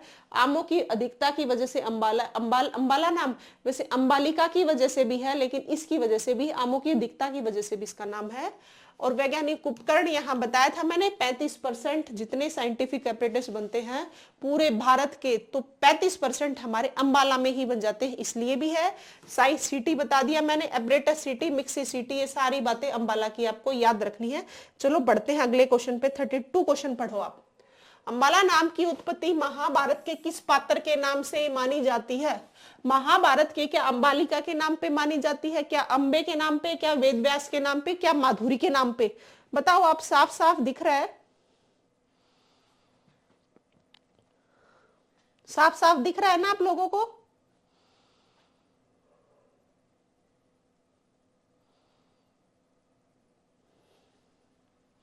अंबालिका के नाम पे अभी बताया था मैंने, अंबालिका के नाम पे। और एक और भी याद रखना, 1857 की क्रांति का जो बिगुल बजाया गया था वो सबसे पहले हमारे अंबाला से ही था। 1857 की क्रांति की शुरुआत कहां से हुई थी, वो हमारे अंबाला से हुई थी, ये बात भी आपको याद रखनी है। पढ़ो अगला क्वेश्चन, किस वर्ष अंबाला को शिमला के अधीन कर दिया था। क्वेश्चन है ये, इस अंबाला को शिमला के अधीन करने की जरूरत क्या पड़ी, जरूरत इसलिए पड़ी क्योंकि पंजाब में आप सभी को पता है हमारे पंजाब के 10 गुरु, सिख गुरु, गुरु गोविंद से लेके, गुरु नानक से लेके गुरु गोविंद 10वें गुरु तक, सभी कहां से बिलोंग करते थे, सभी करते थे पंजाब से। ठीक है, और इनके 5वां गुरु और 9वां गुरु अंग्रेजों के द्वारा मारे गए थे, गुरु अर्जुन देव और गुरु तेग बहादुर। इन दोनों की डेथ किन के द्वारा की गई थी, अंग्रेजों के द्वारा की गई थी। फिर क्या किया था, जब 1857 की क्रांति हुई थी तब पंजाब ने बिल्कुल साथ नहीं दिया था, किसका, अंग्रेजों का। ठीक है, और पंजाब से लगता क्या है हमारा हरियाणा, तो क्या सोचा गया, सोचा गया कि कहीं हरियाणा भी पंजाब की तरह हमारा साथ, अंग्रेजों का साथ ना दे। इन्होंने इस डर से, ये जो तब हरियाणा कोई अलग जगह तो थी नहीं, तो इसको ये अलग से इलाका बना के किसके साथ शामिल कर दिया, शिमला के साथ कर दिया।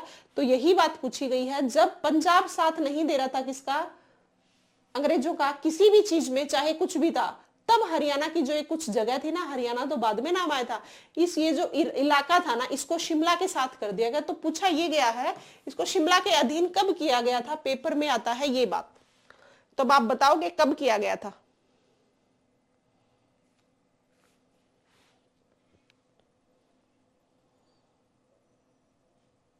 बताओ आप।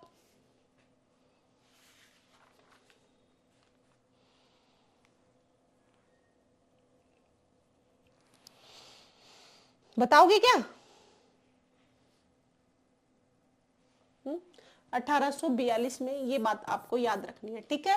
ये जो अंबाला छावनी पढ़ते हैं ना, अंबाला छावनी, जो अंबाला कैंट है पढ़ते हैं ना हम, अंबाला कैंट है ना, अंबाला कैंट यहाँ इसलिए बनाया गया। ये जो छावनी थी ये पहले करनाल में थी, करनाल में 1841-42 में, 1841-42 में। लेकिन यहाँ पे क्या हुआ, पानी से, बारिश से मलेरिया फैल गया, इस वजह से यहाँ दिक्कत आ गई। तो ये अंबाला छावनी है नहीं, 1843 में अंबाला में शिफ्ट कर दी गई। लेकिन उससे पहले कहाँ थी, उससे पहले ये करनाल में थी। ये बात आपको याद रखनी है, ठीक है। रखोगे याद ये बात, ये इंपॉर्टेंट बात है, सभी को याद रखनी ही पड़ेगी। तो ये जो कैंटोनमेंट का इलाका है ना, ये अंबाला वाला, अंबाला कैंटोनमेंट छावनी है, इसकी स्थापना प्रारंभ में करनाल में की गई थी। लेकिन 1841-42 में करनाल में मलेरिया फैल गया, बताया ना, तो इसकी वजह से कहां पे शिफ्ट किया गया, अंबाला में शिफ्ट किया गया। क्वेश्चन था ये। अब देखो निम्न में से कौन सा अंबाला में स्थित है, ये याद रखना है। अंबाला कैंटोनमेंट, ये कैंटोनमेंट मतलब कैंट वाली अंबाला की छावनी, सीधी भाषा में ये मतलब है। ये कब शिफ्ट की गई अंबाला में, 1843 में। सबसे पहले जो कैंट बनाया गया था ये करनाल में बनाया गया था, लेकिन वहां पे बारिश आ गई, बारिश की वजह से गड्ढे, जो नीचा इलाका था करनाल का, ये सारा पानी से भर गया।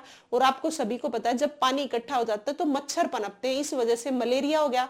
और मलेरिया की वजह से बहुत सारे लोगों की पहले तो प्रॉपर इलाज भी नहीं होते थे ना, तो डेथ हो गई। वो डेथ होने की वजह से क्या किया गया कि इस कैंटोनमेंट को शिफ्ट कर दिया गया, कहां पे, करनाल में। पेपर में आता है कब शिफ्ट किया गया, ये डेट आपको याद रखनी है, 1843 में की गई, ये बात आप याद रखोगे। अब पढ़ो, अंबाला में स्थित है क्या इंदिरा उद्यान है, क्या लखी शाह दरगाह है, क्या संगीत साहिब गुरुद्वारा है, या ये सभी। पेपर में आता है इंदिरा उद्यान हमारा अंबाला में स्थित है बच्चों, ये याद रखना है। इसका मतलब पेपर में आपका क्वेश्चन ये भी बन सकता है, इंदिरा उद्यान कहां पे है, आप याद रखोगे। इंदिरा उद्यान कहां पे है बच्चों, करनाल में है। लखी शाह की दरगाह कहां पे है, लखी शाह की दरगाह बच्चों करनाल में है, ये बात याद रखोगे। संगीत साहिब गुरुद्वारा करनाल में है, ये भी याद रखनी है। तो इसका मतलब ये सभी क्या है, करनाल में है। ये सारे आपको याद रखना, एक स्पेशल पूछ के भी आपसे क्वेश्चन दिया जा सकता है। बड़े अगले क्वेश्चन पे बताओ, हरियाणा में मंजी साहिब गुरुद्वारा कहां पे स्थित है। हरियाणा में मंजी साहिब गुरुद्वारा कहां पे स्थित है, आप याद रखना। हमने मंजी पे बैठ के आम खाए थे, क्या खाए थे, आम खाए थे। इसका मतलब क्या हुआ, मंजी पे बैठ के आम खाए, तो हरियाणा मंजी साहिब गुरुद्वारा कहां हुआ, अंबाला में हुआ। ऐसे याद रख लेना, रखोगे याद। तो 35 का बच्चों आंसर है सी। पढ़ो अगला 36वां क्वेश्चन। अंबाला किसके लिए प्रसिद्ध है, क्या तरबूज के लिए, क्या आम के लिए, क्या कटहल के लिए, क्या सेब के लिए। साफ साफ बताया था मैंने, आमों की अधिकता से अंबाला नाम था। एक अंबालिका राजपूत अंबालिका थी, उनके नाम पे भी था, तो एक इनके वजह से भी बोला जाता है। तो अंबाला, अंबा, आम, ऐसे याद रख लेना। तो आम की अधिकता की वजह से अंबाला फेमस है, आम यहाँ बहुत ज्यादा होते हैं। और अंबाला से लगता हुआ पंचकुला, और पंचकुला में मैंगो मेला भी लगता है, हेरिटेज मेला, मैंगो मेला, बैसाखी मेला, ये सब पंचकुला में लगते हैं, ठीक है, रखोगे याद। चलो अगला पढ़ो, हरियाणा को रेलवे लाइन से कब तक जोड़ा गया, हरियाणा को रेलवे लाइन से कब जोड़ा गया, क्वेश्चन है ये, ठीक है। आपको ये बात याद रखनी है, हरियाणा को रेलवे लाइन से जो जोड़ा गया वो कब किया गया, ये आप याद रखोगे। 1880 में जोड़ा गया था। कब जोड़ा गया बच्चों, 1880 में। किससे जोड़ा गया, रेलवे लाइन से जोड़ा गया। इसका मतलब क्या, पहले रेलवे लाइन नहीं थी ना बच्चों, पहले रेलवे लाइन नहीं थी, ये बात आप याद रखना, ठीक है। कब, 1880 में। अगला क्वेश्चन पढ़ो, वैज्ञानिक उपकरणों के निर्माण के लिए कौन सा प्रसिद्ध नगर है। वैज्ञानिक अभी बताया था, एपरेटस सिटी,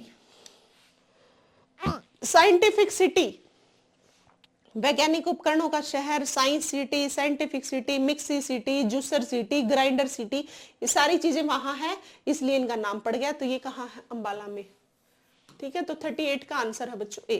39 क्वेश्चन पढ़ो, हरियाणा के पंचकुला जिले की स्थापना कब की गई, ये बताना है आपको। पंचकुला जिले की स्थापना आपको याद रखनी है कब की गई, 15 अगस्त 1995 को। पंचकुला जिला हमारा 1995 को बना था, 15 अगस्त 1995 का। एक ट्रिक बताऊं, जैसे हमारे हरियाणा के 22 जिले हैं, प से तो 2 जिले, एक फ से है। प मतलब पंचकुला, प मतलब पलवल, एफ मतलब फरीदाबाद। 3 जिले हमारे हरियाणा के प और फ से हैं, ठीक है। तो इसका मतलब क्या, पंचकुला, पलवल और फरीदाबाद, तीनों की डेट 15 अगस्त है। क्या है, 15 अगस्त तक। कैसे, अब सुनो। 15 अगस्त 1995 को हमारा जिला बना था पंचकुला। क्या बना था, पंचकुला। पहले बताई हुई है वैसे बात, बट जो नए बच्चे जुड़ते हैं या पहले वाले जिन्होंने पढ़ रखा उनका रिवाइज हो जाएगा। 15 अगस्त 2008 को बना पलवल। 15 अगस्त 2008 को क्या बना बच्चों, पलवल। फिर आता है क्या, फरीदाबाद।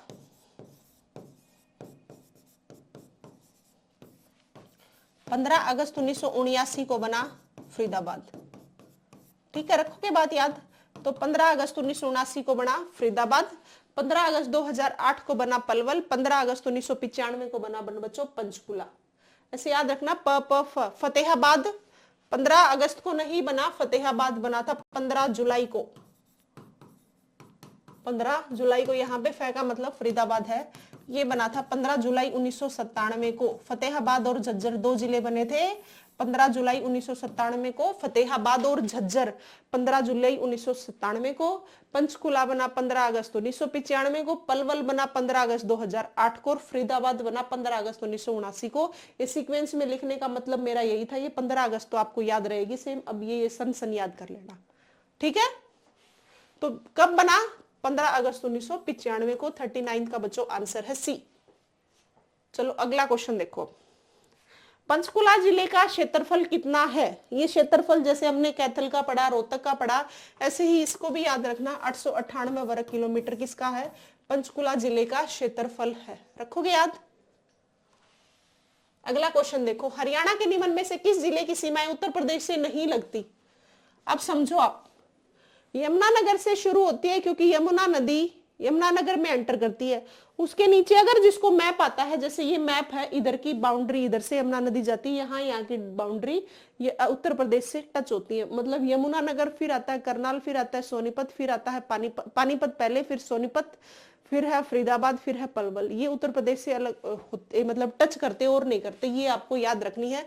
तो ये किससे टच नहीं होती है, पंचकुला से टच नहीं होती, यमुनानगर से भी होते, करनाल से, पानीपत, सोनीपत, फरीदाबाद, पलवल, इन सब से उत्तर प्रदेश की हमारी बाउंड्री टच होती है, लेकिन पंचकुला से नहीं होती। पंचकुला की टच होती है पंजाब से और हिमाचल प्रदेश से। पंचकुला में किस प्रकार की मृदा पाई जाती है। पंचकुला में बच्चों एक तो लाल मृदा पाई जाती है, एक जो पहाड़ी इलाका हो गया तो लेटेराइट मृदा भी पाई जाती है। ये आपको याद रखना। लेटेराइट मिट्टी भी कहाँ मिलती है, पंचकुला में मिलती है। ये बातें आपको याद रखनी है, ठीक है। चलो बच्चों, आज की क्लास थी ये, आगे के क्वेश्चंस करेंगे अगली क्लास में, ठीक है। तो सभी मेरे प्यारे बच्चों को जो भी चाहते हैं कि हमें सफल होना है, तो आप लोग अपने चैनल से रोजगार विद पूनम से जुड़ सकते हो।